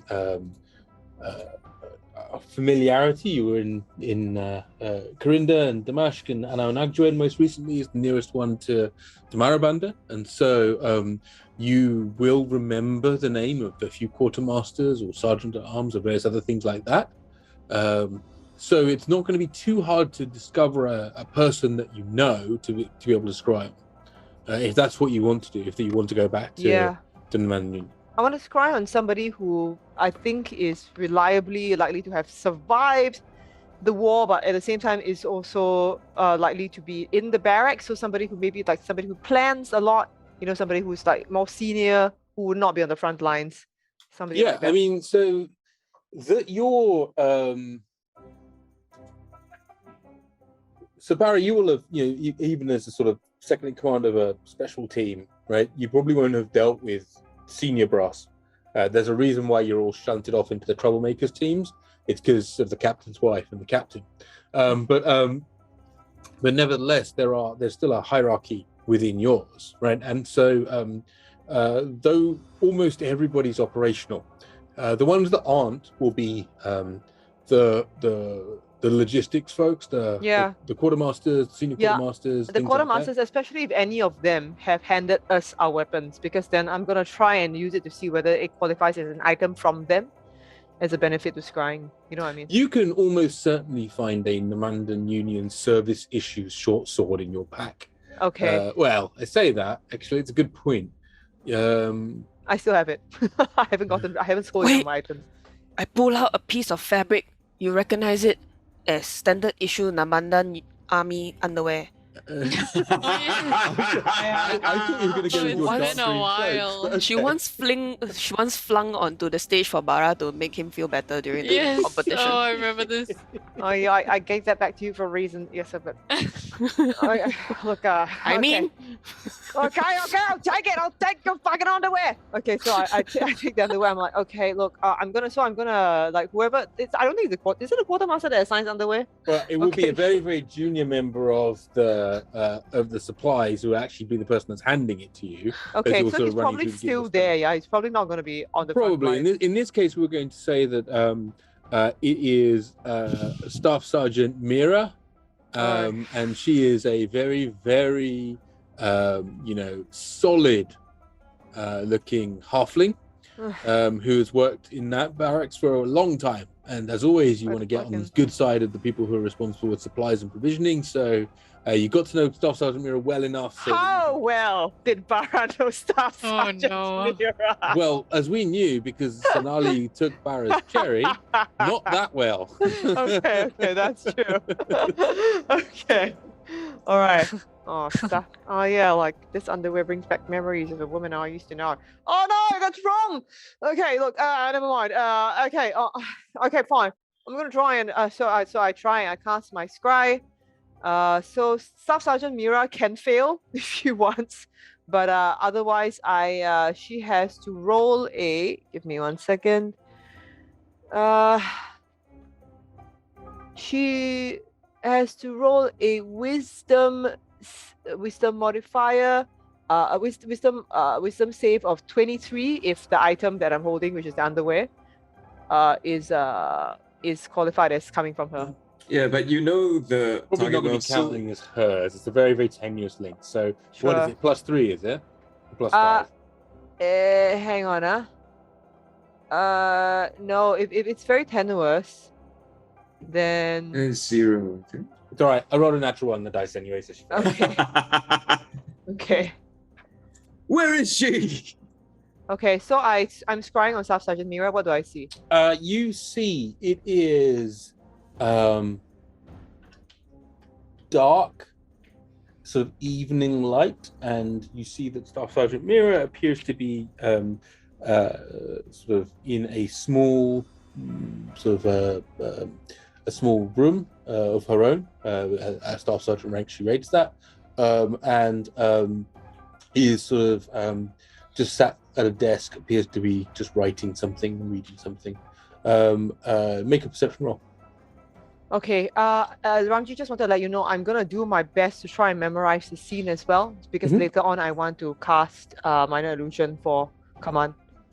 You don't have an eidetic memory to be able to do that. You can do it in kind of like the way that you or I could draw a picture of somewhere, but it wouldn't be like, it would be like, oh, there was a bed over here, but it's not going to be like sort of somebody that could paint something from memory. Yeah, but as long as you know, just try to establish if it's the barracks. Okay. If it is, then it's likely. It is. It looks like a army standard room. There's an army standard cot, and an army standard chair, and an army standard desk, which Mira sat at, and like everything is in like a little. I'm rolling perception, but later you can let me know whether I recognize this place, whether it looks like our barracks that we're familiar with. Yeah, fair. Ah, shit! I should have asked you for guidance. That's a 12. 12. With a 12, you feel comfortable that it is a Namandan Union barracks. You can't tell where it is, I'm afraid. Okay, well, that was a waste of scry. No, that's very useful. At least we know that she's in a Namanda Union barracks. That at least tells us, Barra, that the Namanda Union military still exists. Okay. I could have just cast ascending, which is level 3. But, okay. Okay, fine. I'm sorry. I just wanted to make sure that wherever we're teleporting to exists. Okay. So I mean, like, do I notice any other detail, Ramji? Like, can I see what she's writing? Can I see what she's reading? Not with the 12, mate. Sorry. What, like the uniform that she's wearing? That She's she wearing has an on the Amanda wall? uniform. Is it like combat fatigues? Is it like, you know, for example, because in Singapore we have number 1, number 2, number 3, number 4, number 5. So like number 3 is so they're different uniforms depending Yeah, on. I'm aware 1, 2, and 3, but I didn't know number 4, 5, and 6. 5 is like ceremonial, right? Oh, Anyway. really? Because number 1 is No, yeah. never wrong. mind. So Number 1 is Barra's, ceremonial. Barra's asking if she's in like sort of rest clothes. No, I'm military not asking rest that. I'm clothes, asking right? like if there's something hung around the room, like can I tell what she's engaged in? You know what I mean? Is she on active duty? You know what I mean? What's She's going on? currently at a desk writing. You presume it looks like she's filling a report in. It's hard to tell. Maybe she's writing something, whatever it is, but she's got a stack of papers on one left-hand side. She's writing at this desk. It's quite a small desk. It's clearly her personal room. With a 12, you're not going to get much more than that. You can look as you look around the room roughly, you see that there's like there's a small sort of lock box at the end of the bed. There's a small cupboard where obviously there'd be some hanging clothes in there, and there's a set of Namandan Union standard issue boots by the door. Okay. Like so basically I'm like, okay. Okay, yeah, I tell them what I saw, like that's all I could see. Yeah, sorry, look, I think our best bet is just to try and get back there. I don't know where she is, I don't know whether she's been deployed somewhere, but she's in a barracks. It looks like, very much like, I've never been in a room, you know, not for lack of trying, but, you know, like, you know, she's in the barracks. Staff Sergeant Mira? Okay. Ramji, I just want to read out something very important, which Awesome Rara pointed out, which is the only ones in the Namandan Union who don't receive standard issue underwear are the commandos. That was a very good one. Oh, damn it, Rara. Damn it. It's okay, we are not so fit, so we all have underwear and are wearing it. Ramji? Yes. So only you can answer this. Which part of what barracks would Kaman know best? Would it be his bed and his bunk? Or... I mean, in fairness, it's sort of, I would imagine that Kaman was taken to Ananajuan, which is actually not the city that Kie's family is from, or nearby anyway, has been in and out the barracks a fair amount, you know, and is therefore familiar with most of it. As a corporal, you've got enough rank to be wandering around doing things, especially a corporal in a special survey team. Ramji, I was in the hospital for a month. Yeah, you're familiar with. I know the hospital bed and the surroundings of the hospital bed because I stared at it for the longest time. Sure. Okay. Yeah. So I tell this to the rest. Okay. I'm like annoyed at my level 5 spell. I was like, okay, yeah, let's go to the hospital bed. Okay. I'm sorry, Barra, but are you okay with that? Yes, okay. Yes, I just wanna Wait, to a place that we is recognize. Bob in big size or small? Apparently, Bob is fucking huge. So, So we we're might all want still to squashed. shrinken the Bob first before we go, in case, you know. Okay. Destroy anything. Okay, I take I take the wand. Just before you do, Bob, let's rip a really nasty fart. Bob. I'm sorry, I was really hungry beforehand and we didn't have anything to eat. No, I know. I'm sorry. Look, it's gonna be a war, so you might have lots to eat from now on. Okay. Okay. I take the wand. I cast Ensmollening or whatever. I never knew what this wand was, so I just Reduce. It's called reduce. Okay, I know. No, it's not. It's a wand of ensmallening. So Nali gave me the wand. She said, okay, so I pointed at Bob, and Bob is Ensmollened. I take it that enlarge is embiggening. Yes. I just find it amusing that Sonali gave Barra a wand of enlarge and reduce. But anyway, oh really? This fucking 20 episodes later. Yes, Bob shrinks down and he goes, oh, I'm so much smaller now. I'm Kie sized. No, he's Aw. it's only one level. Oh, okay. Oh, so I'm so much smaller now. I'm Kaman sized. And so this wand, right? Does it? I have to dismiss it from wherever I am, right? In case we get separated. As always, Elton, thank you so much for the subs. Don't know what we lost without you, mate. Yay, Sheena's husband! Thank you, Sheena's husband. Yay, thank you. You're the best. Best husband ever. No lah, cannot say that. Your husband right Oh, next to so you. sorry. Also, Best Sheena's husband ever. Hopefully the best one Sheena's- and only. Best Sheena's husband ever. Yeah, sample size of one. He's the best Sheena's and husband. an awesome But supporter still of the stream. best. Thank you so much for all Yeah. that you do. Anyway, Yeah. sorry, going back to things. Okay, so let's. Kaman says, "All right, everyone." Sorry, so I was asking. So like, I have to dismiss the and smallening from where I am in case we get separated, and like Bob needs to carry people. You concentrate on it, right? Through the wand. Yeah, but as in, it has to be dismissed, though, right? That's what I'm trying to say. Okay, never mind. You have to drop concentration. Ah, okay. Like, Yeah, you concentrate. So it's basically like an effect that you just. hold okay, and- cool. Okay. All right, let's gather around. Okay, so let's tell you about just how bad things can get. There's a 5% chance of us doing the usual thing, which is holy fuck mishap. After that, there is an 8% chance of us not having a mishap but teleporting to an area that's similar to what I'm aiming for. After that, then there's a 11% chance of us being off target and a 75% chance of us going exactly where we want to go. How's that, folks? 75%. What could possibly go wrong? Are you ready? Bob looks at you and goes, "Are you stupid? Why did you say that? Why did you say what could possibly go wrong? That's like saying, oh no, everyone's fine. No, there's no one at home. Everything's okay. We're safe. Why did you just say we're safe?" Yes, Because fine. every time I say I'm super confident, I fuck up. You just Okay. did. Oh, I see what you're saying. So now you're saying you're not super confident. You're just 75% confident. Well, Yeah, thereabouts. Yeah, that's true, Bob.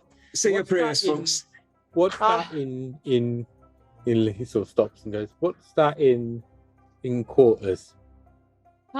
Three quarters. He's 3/4 confident. Yep. Okay.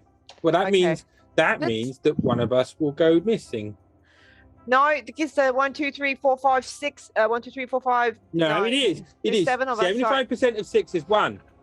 Yeah, there's 7 of us. So look, okay, yeah, good boy. When did we teach you how to do math? Huh?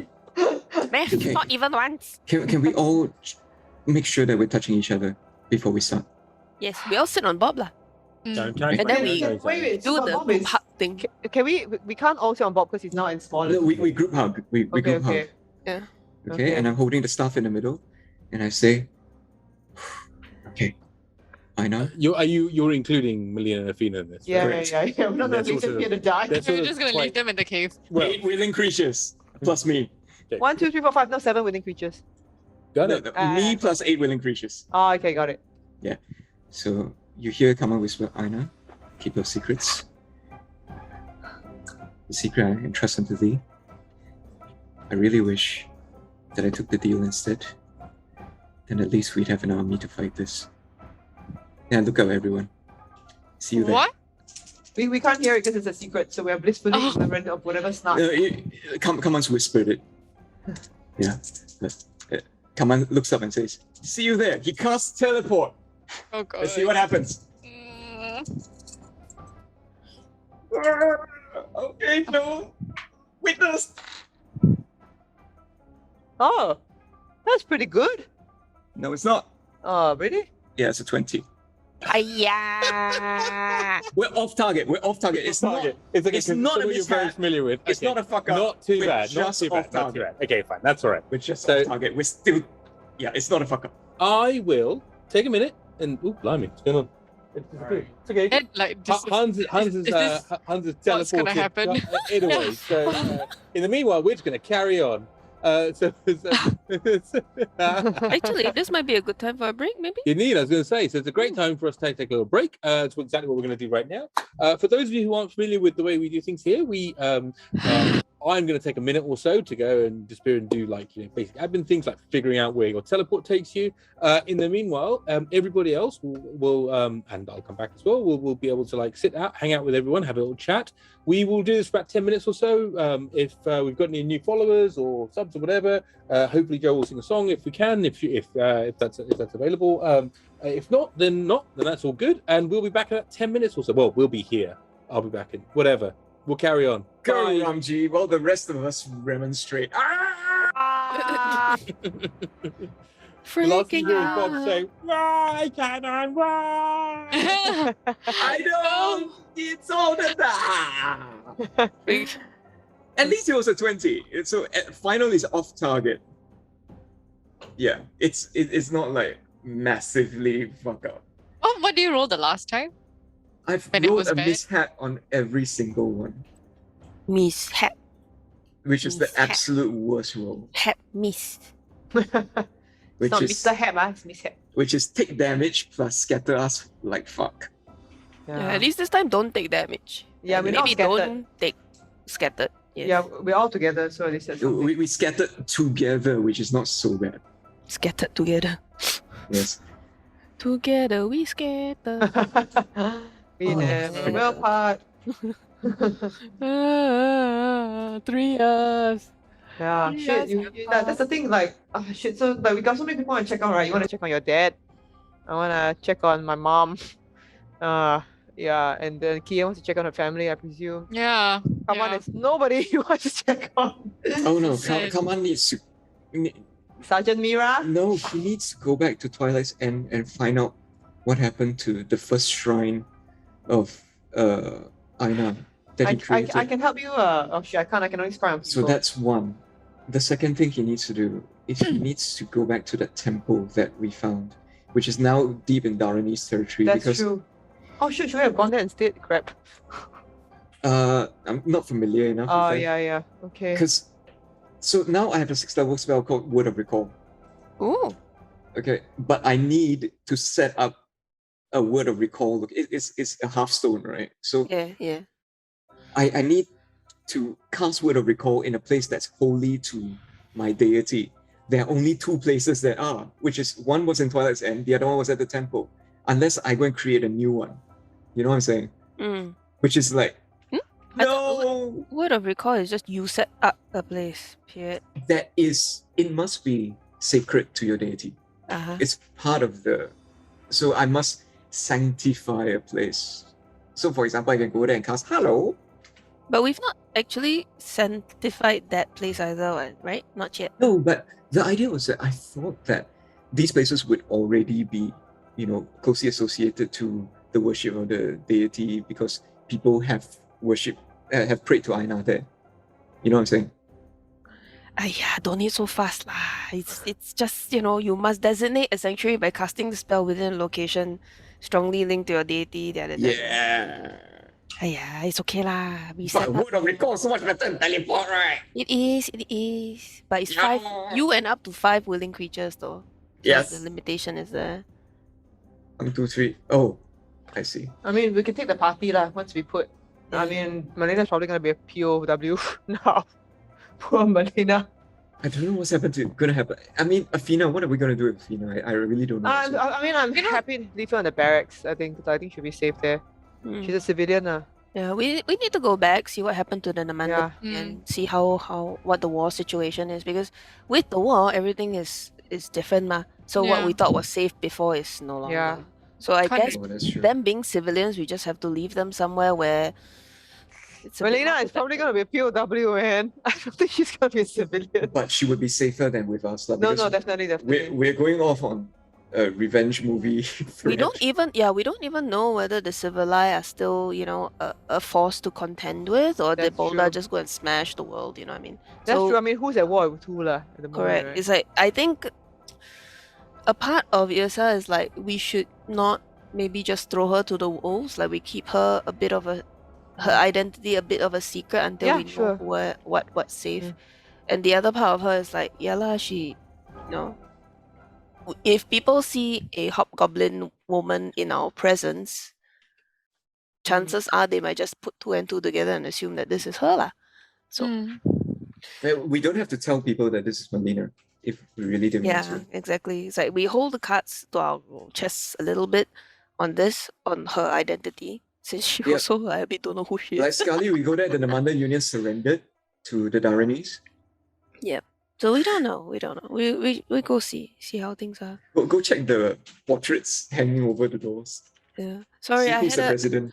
I had a flashback moment because I've been playing so much New World and we are constantly at war because like the three factions keep fucking fighting and I'm so exhausted. So when you said 3 years have gone by and there's war, right, I literally had the Vietnam flashback moment. Oh no. And then I was like, not again. Why is it always war? Can we just be at peace? I just want to play like, I don't know, Farmer Simulator, you know? Animal Crossing. It's time to go back. Exactly. PTSD is real, yo. I noticed that Sheena went from Animal Crossing to Warfare. So it's a big jump, Sheena. It's a big jump. It's a big jump. You don't understand. And like the thing is, the game it works better when you're in a group, right? Everybody has a part to play. So a tank is usually necessary, a healer is always necessary, and then everybody else plays DPS. So I foolishly decided to play tank because I love playing tanks, right? Except you don't realize how slow it is when you don't have a team with you. Because what I do is I'll taunt the creatures and I'll stand there with my shield up, right? Beat me up, and then after that my DPS friends just like kill the mobs, right? The problem is when you don't have somebody to come and kill the things for you, you're like, beat me up, then you're like, ah shit, now what? And you're like, shit. and then like a little bit of the health goes down. It takes forever. So yeah, cry. Flashbacks of MMOs. It's not easy. Yeah, but it's okay. So yes, I have a home. It's very cute. I have 2 dogs in my home. All right. Anyway, guys, sorry, I was kind of busy typing away because as Ramji said, we do like little songs for our new followers here on the stream. So thanks so much. First of all, is Lieutenant Rockzo. Thanks so much for joining us. So here we go. Lieutenant Rockzo, it's only our first hello. Lieutenant Rockzo, we're lonely that you've joined our show. Lieutenant Rockzo, join in our flow. Don't know where we'll go. That's the status quo. Teleport, always a no. 3 years have passed. Where did all our loved ones go? We don't know.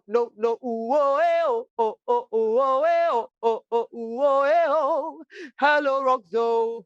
Yeah, that's for you, Lieutenant Rockzo. Thanks so much for joining us. Thank you. Welcome to the stream. Yeah, thanks. Thanks for the follow. Yeah. Hey, that was acapella techno. Yeah. I could hear the beat in my head. Oh, I'm glad. That's hilarious. Hear in mind. Yeah, keep going. So we have Dino Silva and Skull Crusher 988 coming up. But please keep going, everyone. Kinto's telling you to respect Sheena. No, refuse. Thanks are necessary. We are important. We're just slow, that's all. Lisa, what have you been up to? I've been going to the beach more often. Oh, yeah. nice. Yeah, which has been really nice. Sentosa. Oh, yes, that is a superior beach. Yeah, because I really want to, like, I go to the beach to swim, and like the others are just not so clean. So here's the irony, right? Where Singapore is an island, so we're literally surrounded by freaking beaches. The problem is that most of our beaches are terrible. Like the sand is terrible, the water is terrible. You know, it's yeah. You take damage over time in the water.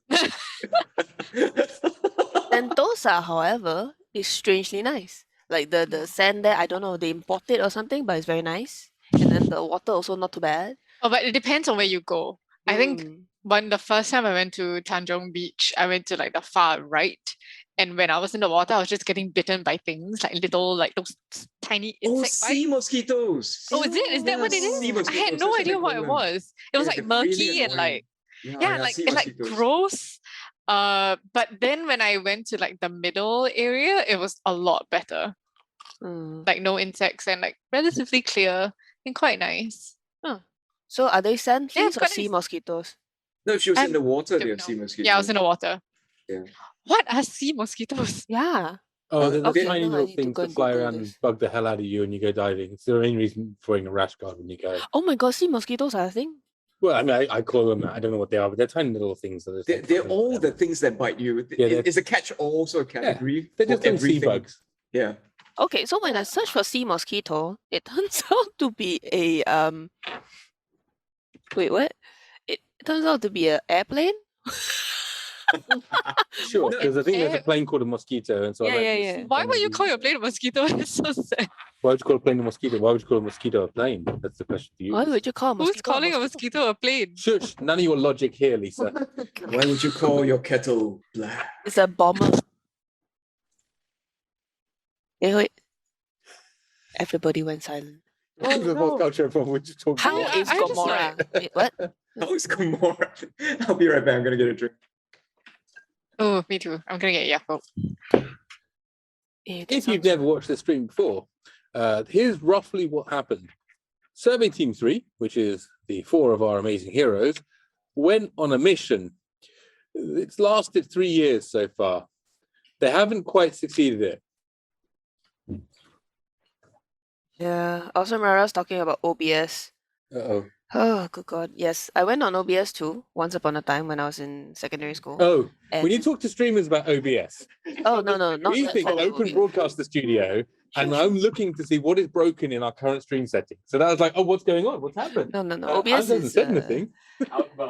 in the Singaporean education system. It refers to outward bound school, where they, make you go do outward stuff. But basically, it's just incredibly exhausting, and unnecessarily outdoorsy. So yeah, I went on a sea expedition. So we had to paddle our kayaks out to some random island in the middle of nowhere, and yeah, the sea is disgusting. I saw a dead rat about this size floating in the water.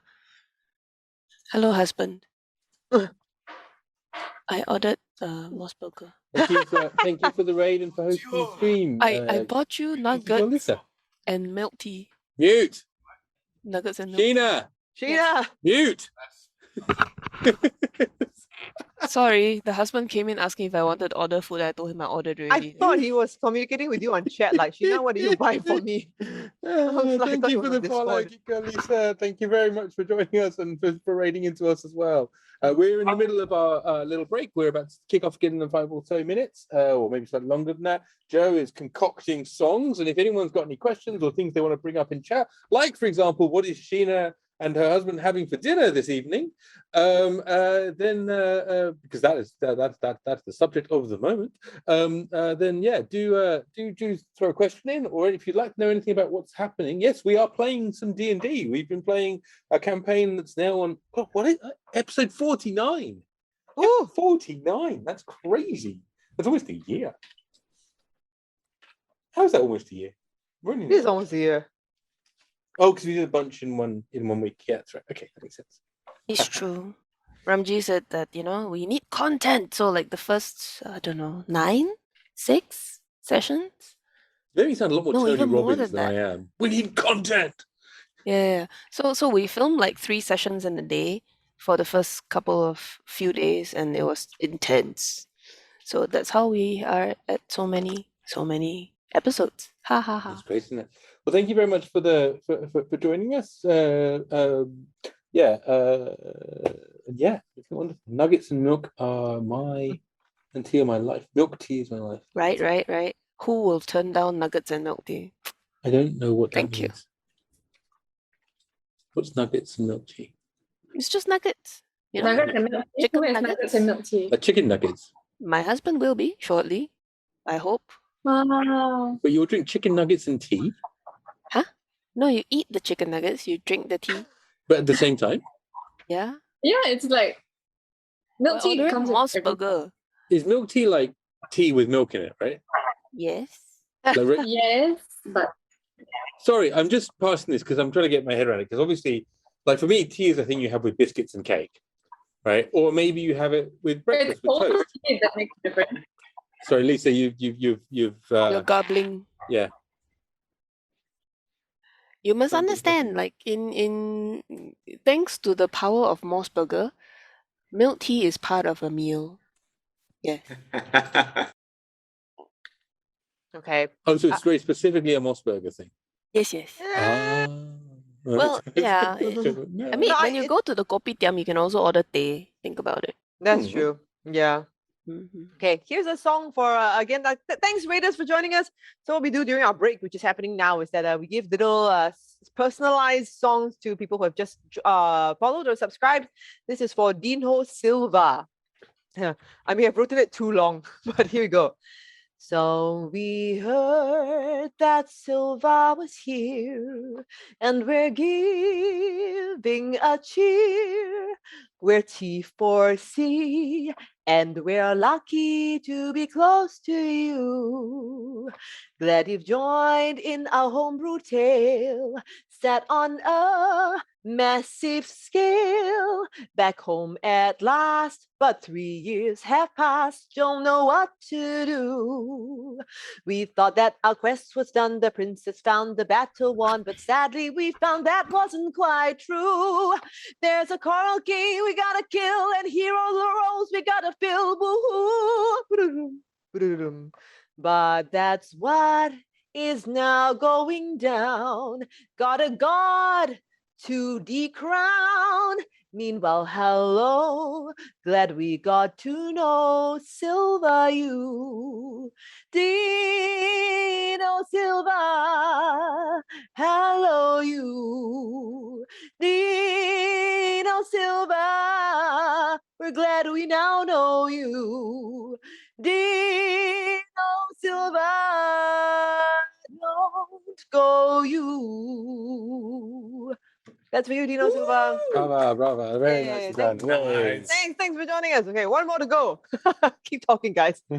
Well, it's a great synopsis track. Actually, that's very nicely done, Joe. It's bringing all of everyone up to speed as to what's going on there. So yes, Oh, you yay. have indeed returned to you. 3 years have passed, it would appear, at least according to Auntie Agatha. And While we went who sigil, knows yeah. what has happened. Yeah, we gotta catch up with your fear. Like he's probably like the Yeah. leader of the resistance right Yeah. now. Like the So he's gonna be a John Connor like figure now, is he? yeah, Sort of, he's like. So they sent someone back into my past to try to kill me when I was a young boy. But I turned him into my personal bodyguard. This is Austrian guy walks up next to him. and this giant warforged kind of stomps his way down. Oh, okay. How was the weekend? Oh, how was weekend session, says Hans? So yeah, I've been very lucky the last week or so. I had a bunch of guest spots. I did one in a really wonderful Wheel of Time based campaign, a D&D 5e campaign based on Robert Jordan's Wheel of Time books, leading up to the release of the series on Netflix, which is coming out, I think, in mid-November. And so I guested in the first episode of that, I seem to be playing a spate of paladins at the moment. So this was playing a warder. And if any of you read the Wheel of Time series, and if you haven't, then it's probably worth reading. It's pretty good, but of its time, of course. But I was playing a warder who are these cool sort of like sort of bonded swords people who are like protect these witches called the Aes Sedai. And so I was playing a warder whose bonded witch had been stolen, and then so I had to go and track him down. And it was pretty good fun, and that was done through the Play Night Allies folks, and that was loads of fun, and that was 3 a.m. on Thursday morning, so that was a good morning. But then on this weekend, just gone on Sunday morning, the one, the only Steely Dan 3, who is the Warforged Paladin that was in the Dragon's Duel, came up into the Dragon's Duel finale, and before this thing kicked off, the odds on me winning were 138 to 1. Because my stats were strength 20, dex 12, constitution 18 or something, intelligence 1, wisdom 1, charisma 18. And it was done because we basically went through a game show where basically all the stats came out. It's a lot of fun, you know. Hamilton over Dragon's Duel puts a load of effort into the Dragon's Duel games he runs, and it's awesome, right? So yeah, I was like, okay, fine, meme character, why not? And so the odds of me winning were 138 to 1. And you'll only bloody guess what I did, didn't you? There we go. So Steely Dan is the champion of Dragon's Duel Season 2. How do you like that? How do you like them apples, eh? Now, admittedly, that has nothing to do with anything involving the fact that I'm a better role player or anything like that. It's got to do with the fact that I am clearly a munchkin power gamer that exploited the game system and went, how can I maximize my points? Well, let me see then. Okay. So Ramji, you got to give us some context. How many people were in that Royal Rumble?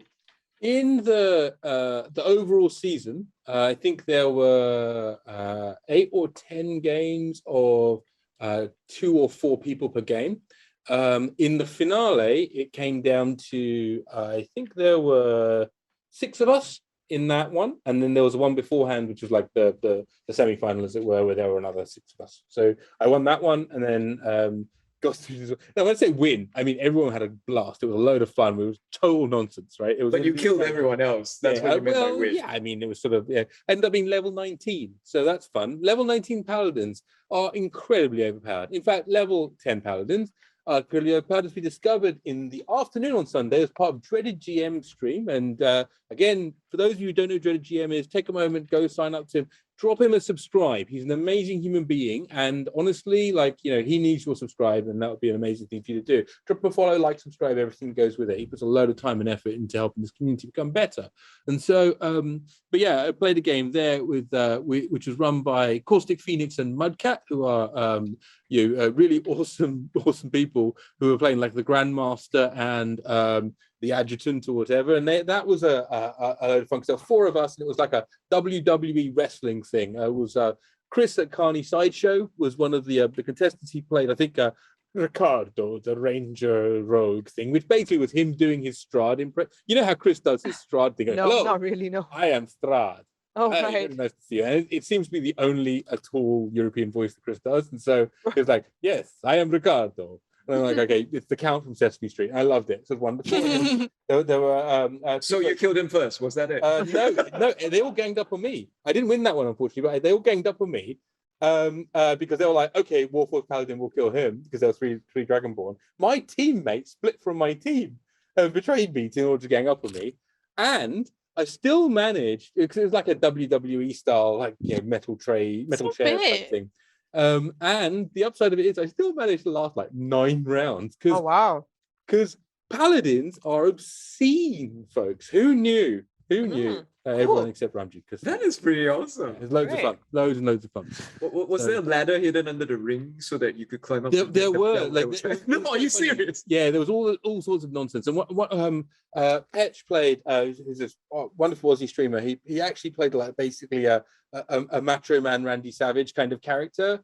And it was so good. He was just like, the whole voice and the whole kind of like, the juddering, like overly extravagant wrestler kind of stuff. Really nicely done. And so that was a hoot, an absolute hoot. I was knackered by the end of it though. Oh my god, because it was 7 a.m. Singapore time. That was in the afternoon, so I stayed up for that. Yeah, it was great. But yeah, right. Sounds like fun. Yeah. Okay, I've got a song for Girlisa. Thanks so much for joining us. Once again, in case you just jumped on, we do little songs for people who have just followed or subscribed. So here you go. Thanks so much for being here. Hello. Hi, Girlisa. Thanks for hearing out our lore. Here's an Asian-based homebrew that's been running for 9 months or more. We're in a bit of a weird plight. 3 years passed in sigil one night, but now we're back on Urtu shores. We don't know what we're in for. Hello, Girlisa. We're glad that you joined our stream. Things are getting crazy here for our army survey team. Found a princess way too late. Our war's destroyed with war and hate. Just wanna make it what it was. But things aren't so bad now because we've met Girlisa. Hey! All right, very nice. I feel like I unfairly enjoyed that because it sounded like it was to me. Okay, I apologize. Ed was trying to point out to me that it was Geek Girlisa. I blame Hans, who typed it in the chat as Girk Girlisa. Good job, Hans. Repeat everything as Geek Girlisa. Sorry. Hello. Hi, Geek Girlisa. I apologize. Our producer. Yeah. We still love you, Hans. It's all right. But we love you more, Geek Lisa. Oh, ouch. Thanks for the cheer, Geeko Lisa, and Yeah. thanks for joining us on the stream.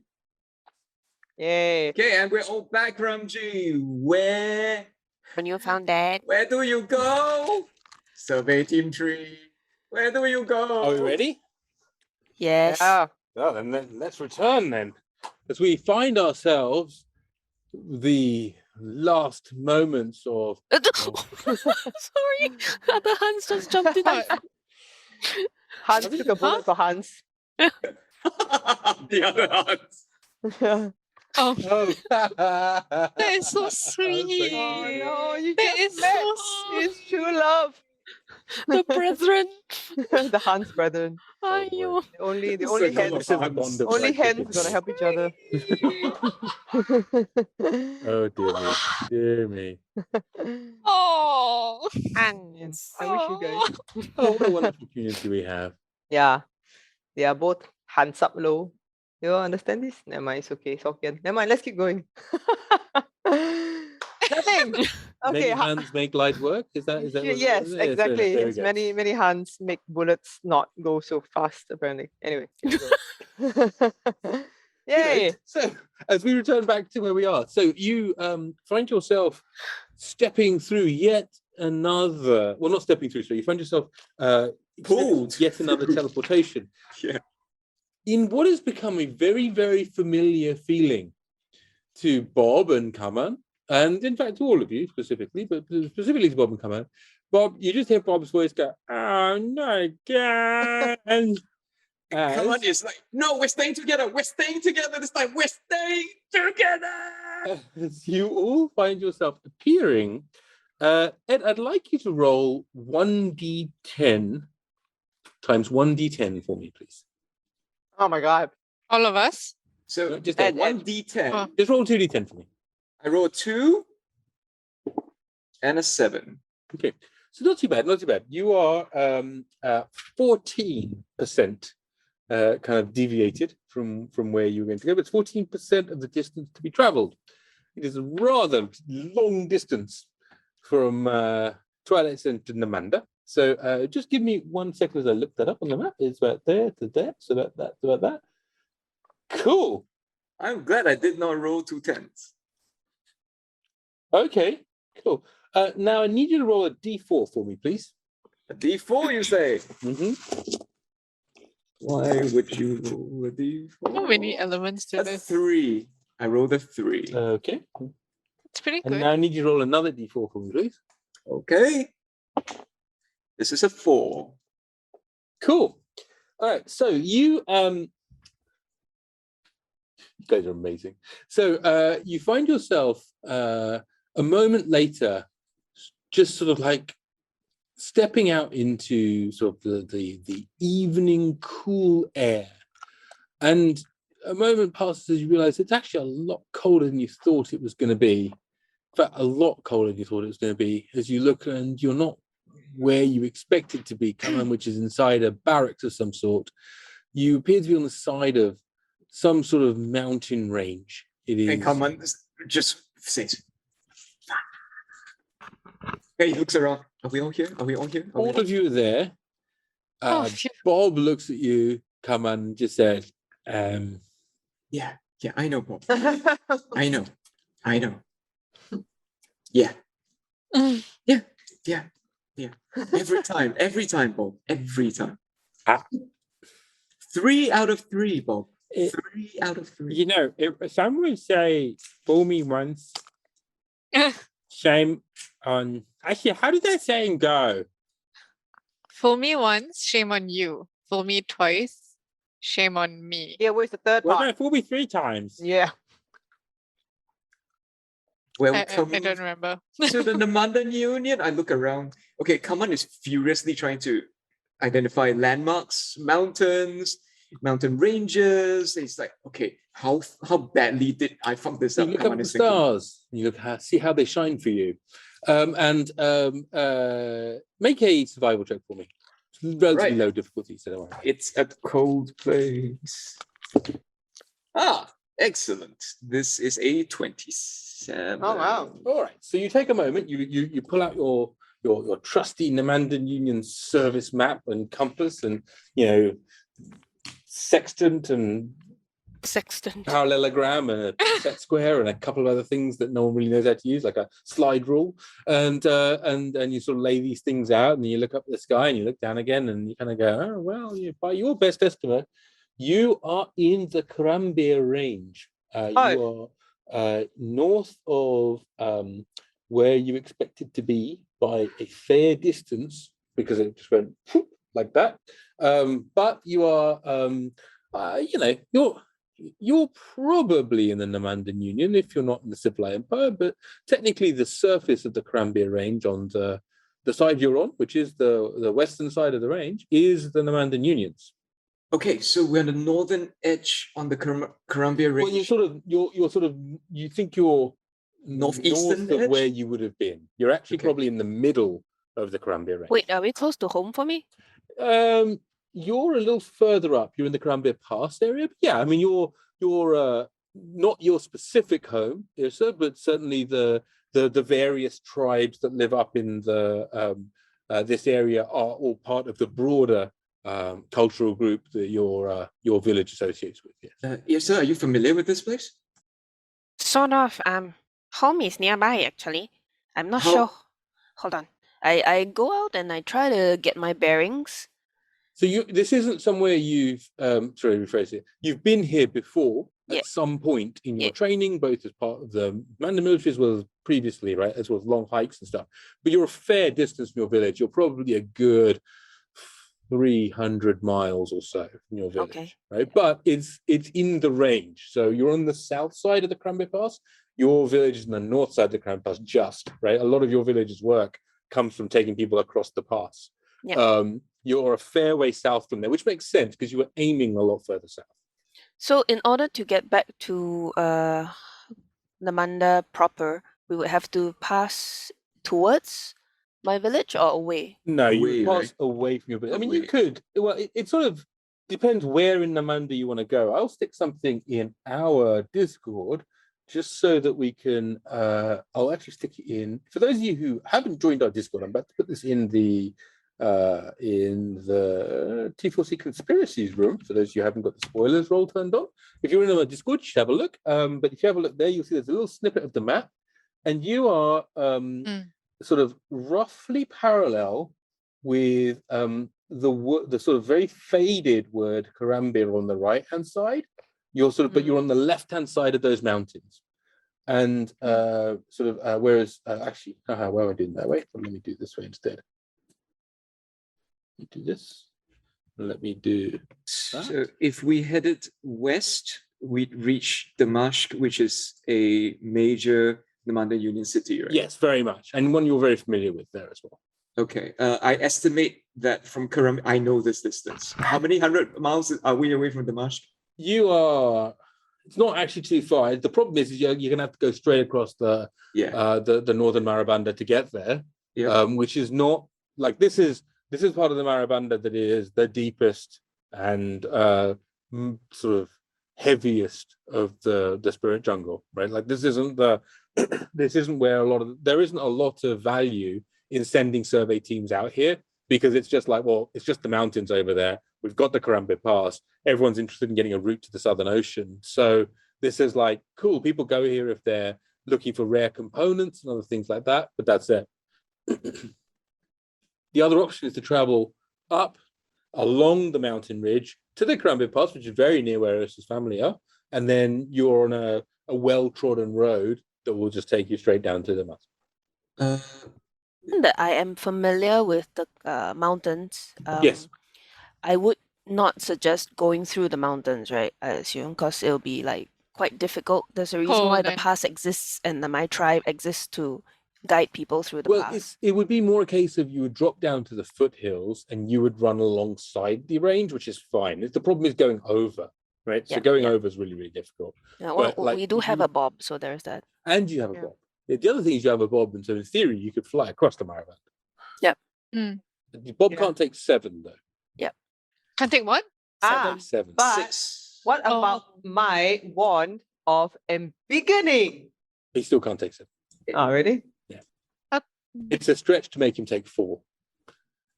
Okay. Okay. Well, Like that's just cool Bob value. Come on, just says to Yeah, yes. Go ahead. Yrsa can fly and she can speed up on her flight as well. And she can probably take the small one with Kie. Actually, she has taken the big ones before. So, yeah. So, I mean, Oh, fair point. We won't be able to keep up with Bob lah. but you can sing your elk song, True. which you haven't sung in a long time. True. So if you wanted to do that, you could take one. Actually, Kie can also fly lah. I So Kie- can't. I only can fly in combat. Oh, what if I Yeah. hit you? What I can fly for 6 seconds. Oh, I see. Yrsa, how long can you fly for? I can fly for 2 hours, I believe. Okay, that's not a lot. Yeah. So Kaman's going to suggest that we head up the Columbia Pass towards the main trade route, towards the main path towards Damascus, Yeah. because he as the party cartographer, he says, I don't trust the Marabanda. It's too random. We don't know what's in there. Yeah, we're Survey Team 3. We're Yes. the only people who kind of know what's in there. Well, if we go up via the pass, one thing is we'll be able to see people and we'll be able to find out more about what is going on. And my dad would be there as well. Yeah, okay. I'm hungry though. Okay, look, well, let's go through the pass and we go hunting on the way, okay? Look, Is it late, Ramji? It's late. Yeah. What time is it? It's bright starlight Okay. right now. So How about Can- we rest for the night? Bob, you want to go hunting? There are some mountain goats in the area. And I'll go with you, Bob. Just so I can get a look around also, see if I can spot anything. Okay. Your staff doesn't work for a bit though, right? No. Okay, then we're good. Yes, get on. Yeah. So I'll just hang on. So I'll let Bob do his thing. I'm just looking around in case I see anything. Come on, I'm not going to be able to hunt with you on my back though. or like, what if you held him in one of your little claws and you hunted with one claw? Like, you know, you're like, It's a bit like saying, Daddy, can you play your guitar one-handed? I know you can. okay, Oh, okay. I'm fucking amazing. Yeah, you I'm are bad. amazing. Fine, Bobby. You baby. go. No, you can come. I just am saying, like, when we find where the goats are, then I might have to drop you Look, what off somewhere safely. Sorry, did I mean drop you from height? That's not what I meant. On my head. I'd never feel annoyed at you for teleporting us somewhere we weren't meant to go that wasn't near my dinner again. Okay, let's go. Yeah, okay. Yeah. So you sort of- Yrsa has the background outlander, and so she Hmm. can produce. She can find food and fresh water for me and up to 5 people each day. That's wonderful. And I was going to give you advantage on the survival check here anyway, because it's an environment you're very familiar with. So I happily allow you to use that survival check to also help you scrub up some basic subsistence food. Okay. In the course of Ed, is there anything specific you want to search for with Bob? Only you just if want to there's get the lay of the something land? lay of the land, and in case any specific dangers. I see smoke. I see an army on the mountains. Things So like it is. I mean, although it's starlight, and you therefore get the blanketing of starlight over things, and it's that beautiful eerie light. It's a very, very like neither of Urtu's 2 moons are particularly visible this evening, right? So it's a rare sort of conjunction where it's actually quite dim. Your dark vision allows you to see a bit, and you can certainly get a view of where the Marabanda is and where the edges of the mountain ranges are. But beyond that, you feel very comfortable that your estimate of where you are map position wise is confirmed, but you don't see you don't see large swathes of evil marauding armies kind of like burning their way through with the One Ring sort of, or the Eye of Sauron. that's good to know. So there's that, right? So Yeah, there that's is good to that know. sort of piece of of absence of evidence, if you will. Yeah, and So- when Bob drops me off, I also, as he's eating goat, I'm keeping an eye out for flying supermarkets just in case. Sure. Yeah. Bob, 1 second. No more NTUC. Oh shit! Oh, poor What's Bob. that face? Bob fails to hunt. No. So he No. comes- I Make a survival check and hunt for Bob. So once you're back in with the rest of the party, yes, you can. So once you get back, Bob goes, no, they saw me coming. I'm just big. I got 24 on my survival. Did I happen to see a goat? Yeah. So as you and Bob come back to the camp, you see that Yrsa has managed to wrestle a mountain goat and has it sort of on a spit or whatever or similar, as everybody else has also done a bit of basic survival work. I'm not going to make you guys roll. There's plenty of stuff there to be able to go and sort of find sort of some fresh herbs and very sort of low-lying, because you've moved down into the foothills, so you're not sort of up on the icy edges or anything, right? So as you've done that, you sort of found an area of relatively easy sort of terrain to find some tubers and various other things that will make half decent food. It's not the most pleasant of meals you've had. You are currently exposed to the elements. I've been casting my ritual for Tiny hut. tiny Perfect. hut. Yeah. Tiny hut, tiny hut. So as the in fact as that moment sort of happens, you're just everything kind of times really nicely. Hang on, sorry, Ramji. One more thing though. Is baby Bob now small enough to squeeze inside, or should I ensmall him one more time? Bob is currently huge. You won't be able to rest if you keep him concentrated. So Bob will have to rest outside of the hut. Okay. Yeah. Well, I ritual the tiny hut, and then I ask Kaman if we can all the nature people, we can find things to camouflage Bob with big fallen Well, we'll take turns to watch anyway. Yeah, so I can stay out with him for the first. No, you can watch out from the hut. Can we go in and out? Hut's transparent. Yeah, everyone except Barra can go in. Yeah, I got Barra has to stay inside it, otherwise it goes boop. Yeah. Also, Bob, in a way, is a deterrent as well, because not many things would want to fight something that big. You know what I mean? Yeah.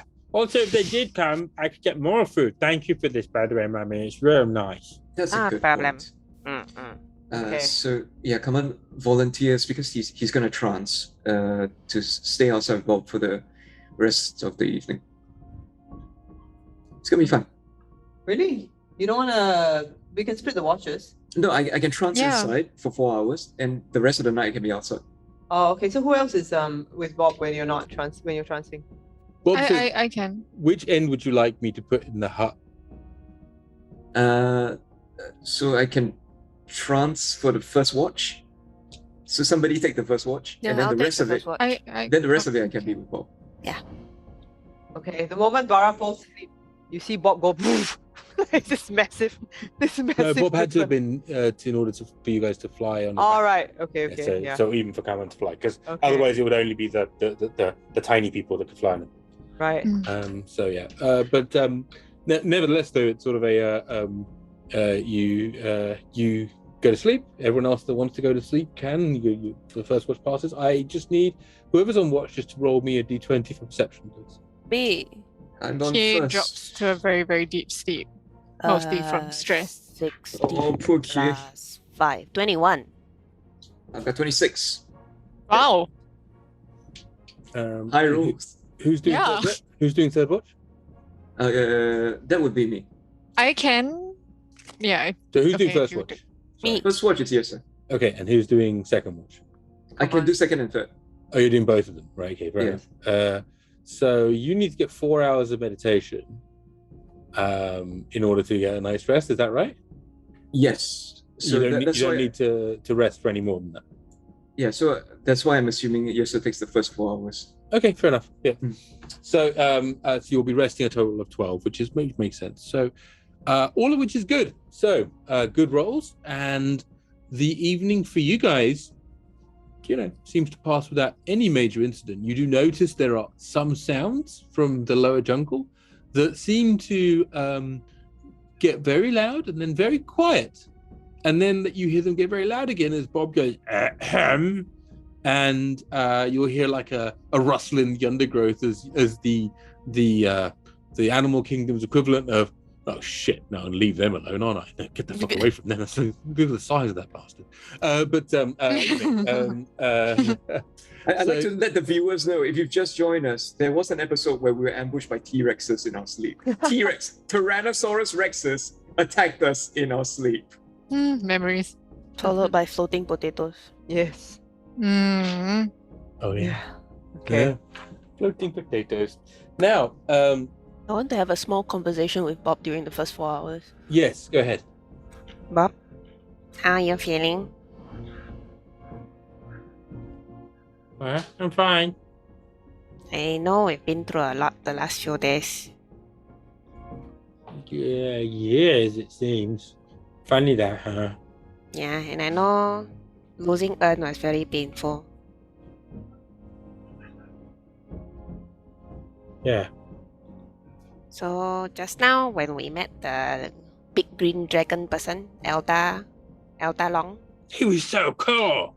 Yeah, he was. And Yeah, you see how big he was? Yes. He was cool. He was very, I very would be big. like him. You want to be Then that no big? one can hurt anyone. You know, we try our best to protect the people we love. Yeah, and if I was a sometimes- big giant emerald dragon, Yeah, I mean, it helps. We try our best to become strong. We try our best to be better at fighting and doing what we do. But I must tell you something, okay? Sometimes things happen, right? Like we went into that place to get away from the god. The next thing we know, 3 years has passed. Sometimes things happen and we can't help it. We can't change what happened, right?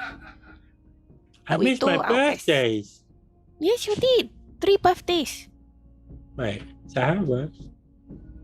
Maybe more. I don't know. But, you know, I just want you to know that if anything happens to us, because now we are at war, things are very scary. It's not your fault, okay? We will What? fight together. We will Let's try to protect one another. But, Okay. if anything happens to any of us, you cannot blame yourself, okay? Just in case lah, huh? I'm hoping that nothing happens and we will survive and we will live happily ever after. But yeah, Can I blame Kaman? and not everything is Kaman's fault lah, No, it's not, and he's very nice to me. Yeah. So yeah, I just want you to know whatever happens from now on. I don't want anything to happen to you. I don't want anything to happen to me too. I hope that one day we can all live happily. Maybe here in the mountains. This is where I grew up. It's a nice place. It's got mountain goats if you know how to find them. And Yeah, I don't. yeah. Auntie Yrsa, everyone goes. Like, I know that it's not your fault, but I never knew my actual mum, and that's okay. I'm not blaming you for that at all, but then Yafir went, and he was like a friend of mine, and then Ern went, and he was a friend of mine, and then you're talking about you going, and I know you don't want to. I'm not saying you want to go, but you're talking about you going, like you're preparing me for sad things, and that means that you think that you will go. I don't know. I'm hoping no. I want us to always be together. But the world is different now, I mean, this place has always been horrible to begin with, but I think with the war, it might get even worse. Let's just run away then. Let's go somewhere else. We can all go. You're all very powerful. We can just go somewhere, and then anybody that comes, we'll kill them, and that's okay. And then the rest of the time, we'll just make fun of Daddy and his girlfriends. Yeah, and he will find girlfriends everywhere. He really will. He's very. What's the word? I know. We have. This is our home, after all, At the end of the day, if we don't fight for this place, then who will? There is a god, and he killed our friend. He destroyed a whole city. And if there's any way we can make him pay for what he did, then of course we should, What is the good of all this power if we just run away? Bob stops and thinks for a minute. He seems visibly thinking. You can feel the heat as his head is like on fire from all the thinking. And he says,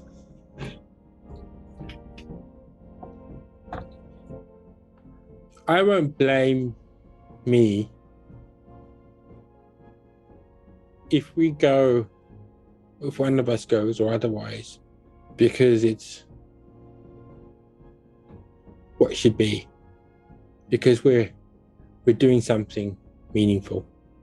Yes. But I don't like the way Ern died, I don't like it either. It was wrong. and I don't want you, any of you, Daddy especially, but also you, and I love you, and I love Kie, and I like Kaman as well, I guess. But I don't care about the other two here. They can't do it. They can. I don't. In fact, I was looking at them and I thought, oh yeah, if I haven't got a goat, maybe I'll eat that for because that would really solve the whole problem for me. But you know, and I think I've seen how you look at her too, and so I think that's fine as well, right? Anyway, but I think Daddy might object, but that's fine. He'll get over it. He loves me more. He must love me more than Nefina. Anyway, what I mean is, you know, teenage hormones. But then he says, he pulls his scatterbrained thoughts together and he goes, but I don't want you to die, but I definitely don't want you to die. Yes, I also don't want to die. You know, I'm gonna fight with all my might. Just because, like, I know I make fun of Kaman. I know I do, and it's because he does dumb things, but I also know that it's like he's just got silly luck. He's got silly luck with like that thing. Yes.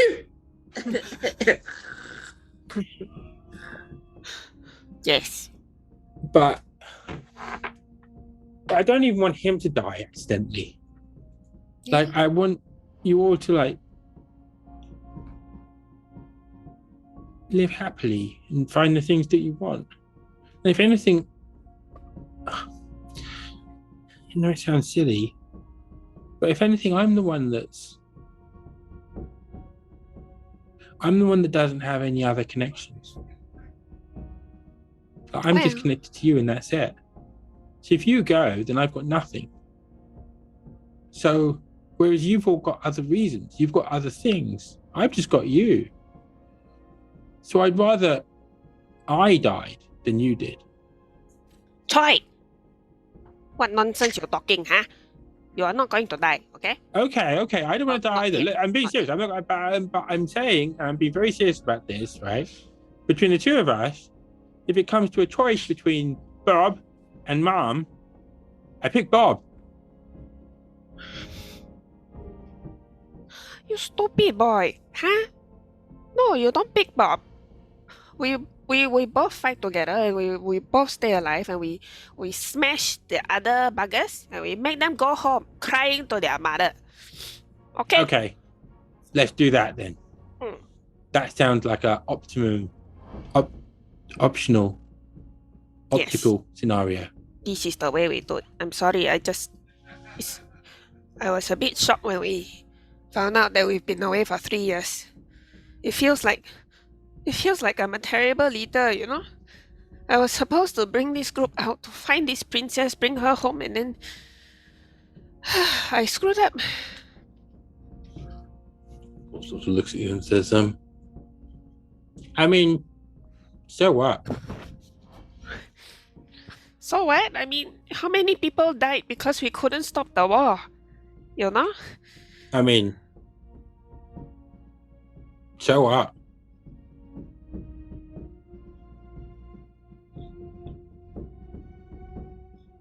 Like, there's only the things you can do. You've been telling me this. If we'd instead died another way, or something bad had happened, how do you know what else would have happened? Aaron used to say this. He used to say, Bob. He didn't say it like that. He said it in that Aaron voice. He'd say, oh, Bob. But he'd say, oh, Bob, this is Amitabha. And I'd say, what? He said, "This is Amitabha." We're like, I don't know what that means. And he said that shit happens. You can't blame yourself for everybody dying. I mean, don't get me wrong, you can try, but it seems a bit pointless, doesn't it? I suppose. I mean, I guess I take some responsibility. And I keep wondering if we had made some different choices, maybe things would be different. I mean, we are going to see my father maybe in a few more days, and My granddad. yes, you will like him. Sven's a good man. He's not really my father. He's not a goblin. He's an orc. That's okay. I'm not technically a goblin either.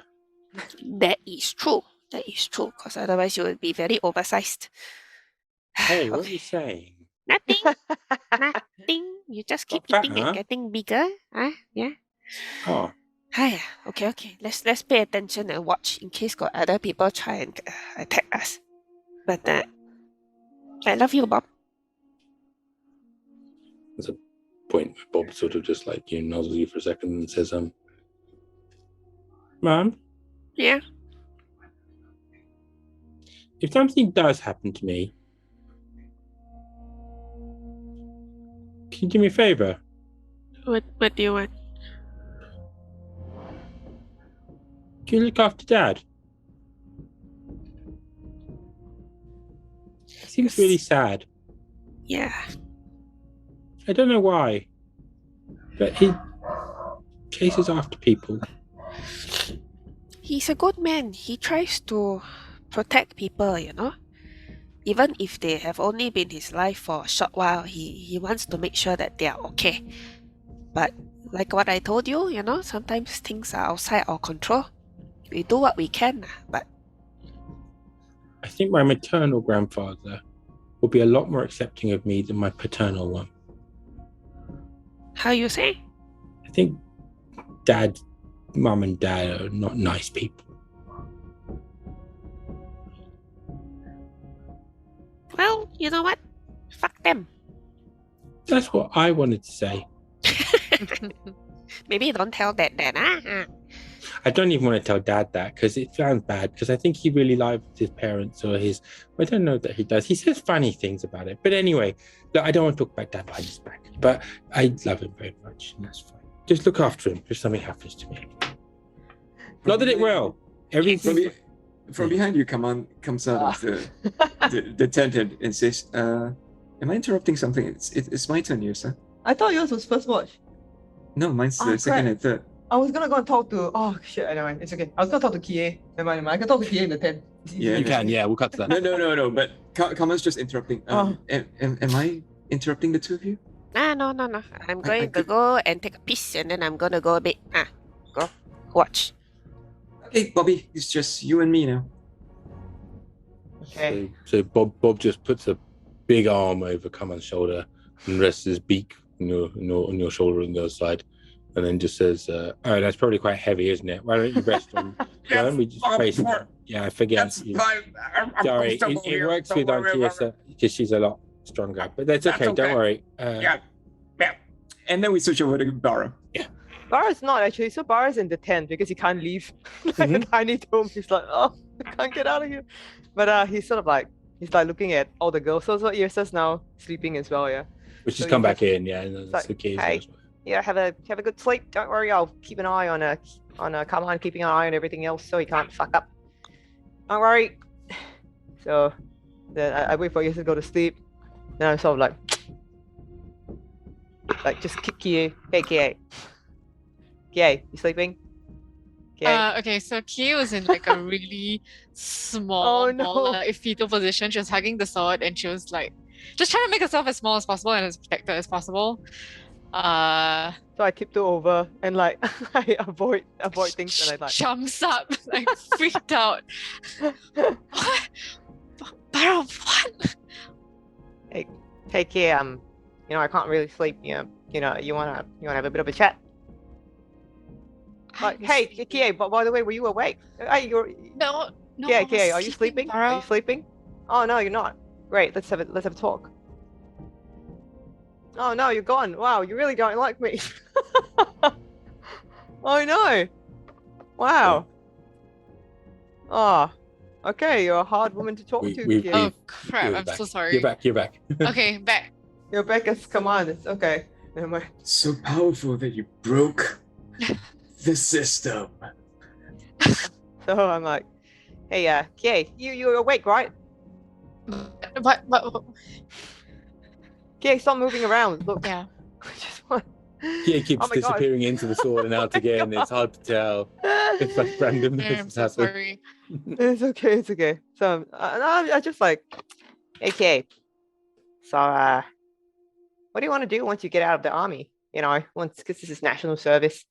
You know, what do you want to do? What are your dreams? Never really had a bit of a chat with you. He's a bit suspicious of why Barra is suddenly asking her these things very randomly. Oh no, don't give me that face. You know, you're so shit at hiding your feelings. I can see it.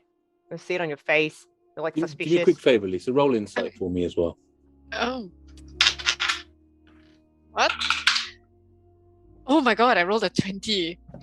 After 3 years in Sigil, technically, your national service is complete. Oh. Oh yeah. Oh shit. Did you tell me that? Yes. Oh, In like a days, like just realized kind of thing. wow. Hey, that's something, huh?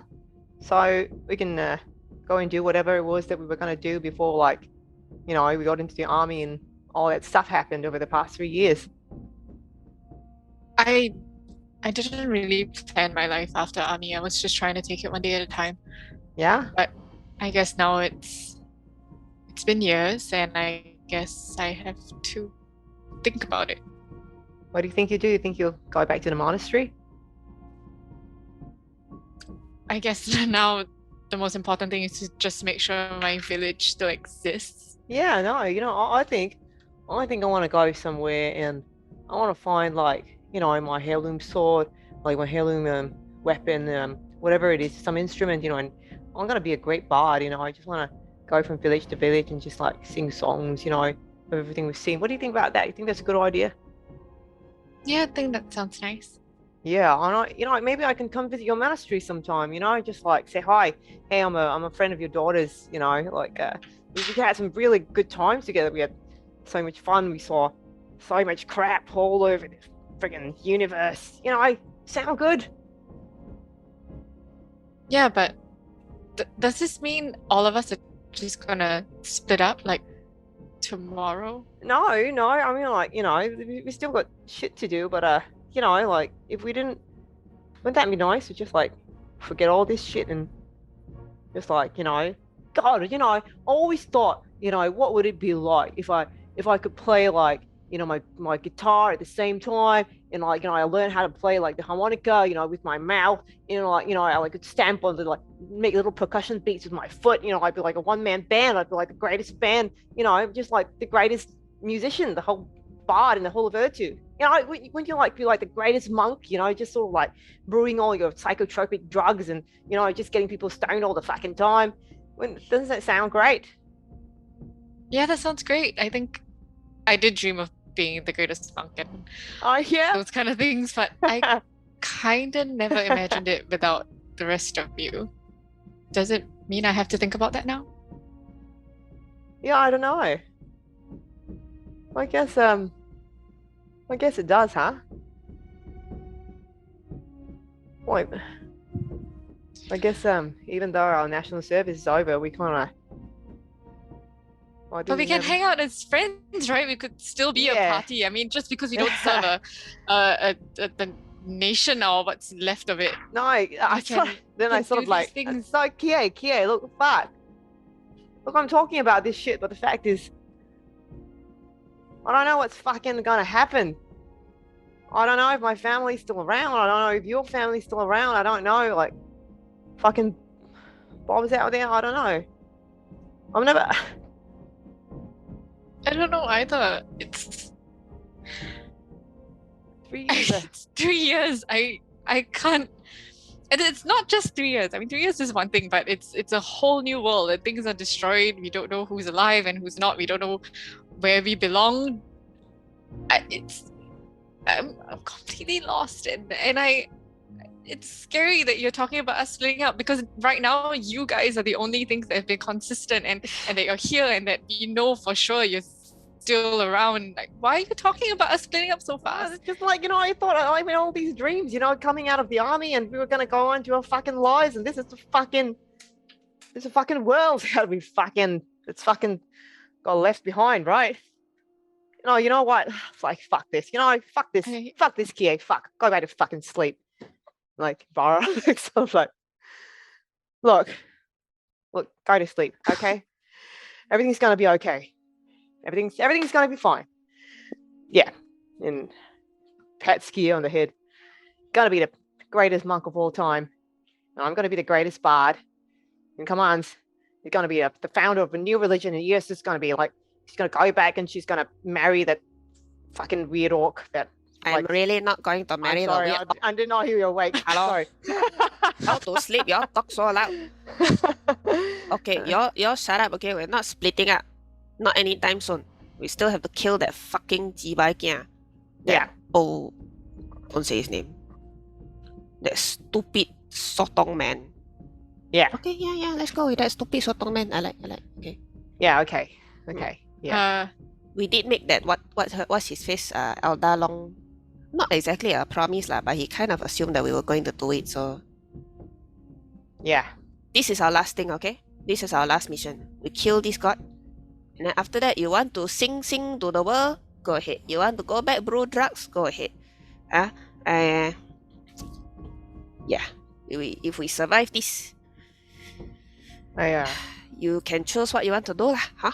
Or you can even, buy a nice property, hang out together, grow potatoes. I don't know. I look up at Yrsa and I say, hey, my national service is over. I'm still proud to call you my captain, Yrsa. And you'll stay my captain for as long as it takes. Yrsa stands up, walks over, and like she has this very strange expression on her face you can't quite read. Like, is she gonna slap you with a slipper? Or what? And then suddenly she grabs both Barra and Kie in a big hug. Survey Team 3 for life! I sort of like do a message to Kaman. Come on, hey. If Bob's sleeping, get back in here. Who's going to watch? Oh, like this will take 6 seconds as one action. Come on. Kaman pops his head in. He sees the group up. Oh, okay. He walks over and pats everyone and walks back out with a thumbs up. Okay, now I'm going to sleep. Shut up. Kie cries. Kie follows Yrsa, passes Koshi, and says, "Can I go into the sword for a while?" Yeah, okay. I reach out and touch the sword. Koshi. Sorry, Kie, going in, so I'm gonna hang on to you for a bit, okay? Oh, hi, Yrsa. How nice to hear from you. Hello. It's always a pleasure. How are you? How are you feeling? A bit fucked up, honestly. We are home in Urtu, and it's been 3 years. War has broken out, and we honestly don't know what the situation is. We're in a bunch of mountains right now. So, yeah. Yrsa, and then Koshi just proceeds to talk to you as you sort of hold on to him and just have a conversation and fall asleep and talks to you in your head, and he just tells you about the many, many times that he's been through adversity as being a part of a sword and seen it, and how all these things will pass and abide. And literally grandfather story. Yeah, indeed. Literally gives your grandfather story. Barra's looking at all the sleeping girls, and like he's kind of like, and then he's sort of like, even though he's not officially on watch, he kind of like looks out at Kaman, like through the tiny hut for the rest of the night. Yeah. Okay, you go into the sword. We will talk about that next week when we come back. We are going to go into a series of vignettes for the players because they're going to go into a downtime period of a few months. as wow. they figure out what they're going to do. Yeah, I haven't told you this. We will do them as vignettes next week. I'll What? talk to you guys A about it few during the course of the week. months?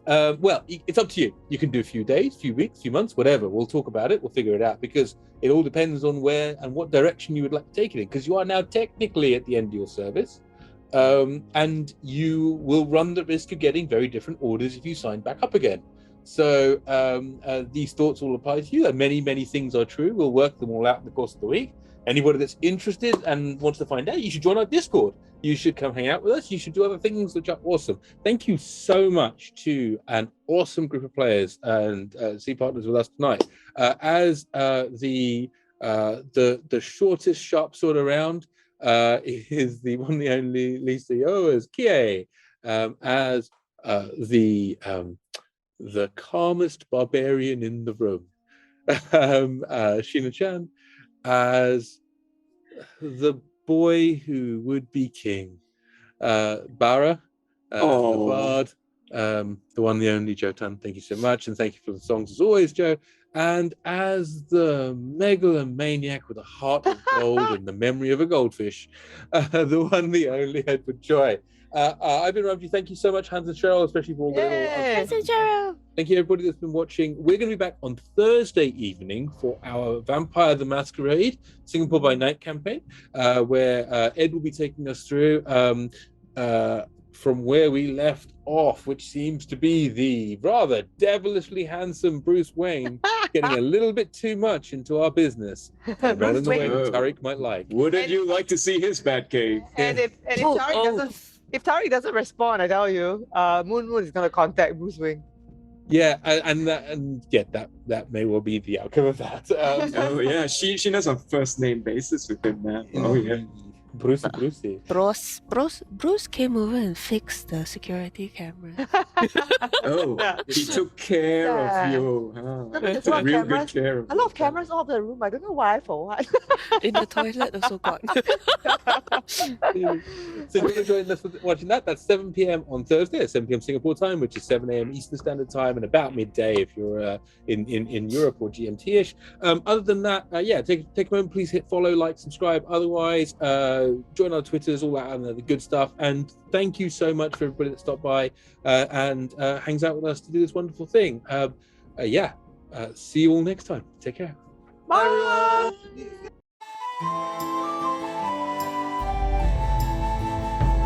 Behold thine heroes as they observeth the troubled lands and stormy sea. They have no choice, it's national service for Marabanda Survey Team 3. A goblin captain, sea elven cleric, one small and green, one tall and blue, stoned halfling monk and bard who dedicates its campaign anthem to you.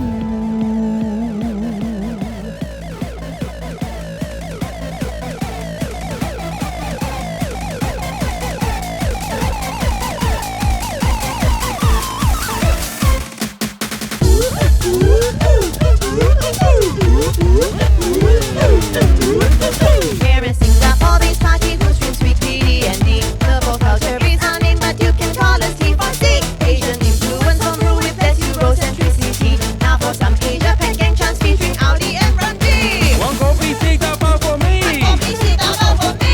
Oi, oi, oi. Oi, oi, oi. 新赛啦，艾伦来啦。新赛啦，艾伦来啦。Dragon power. Dragon power. I sound quite transatlantic, actually. Animated is our party and we're actually very fun. We all go play really hard and we always sing a ton of songs where we find gods and monsters beneath the Urtu sun. We are Asians, the pop culture, and at last our song is done. Except for our reminder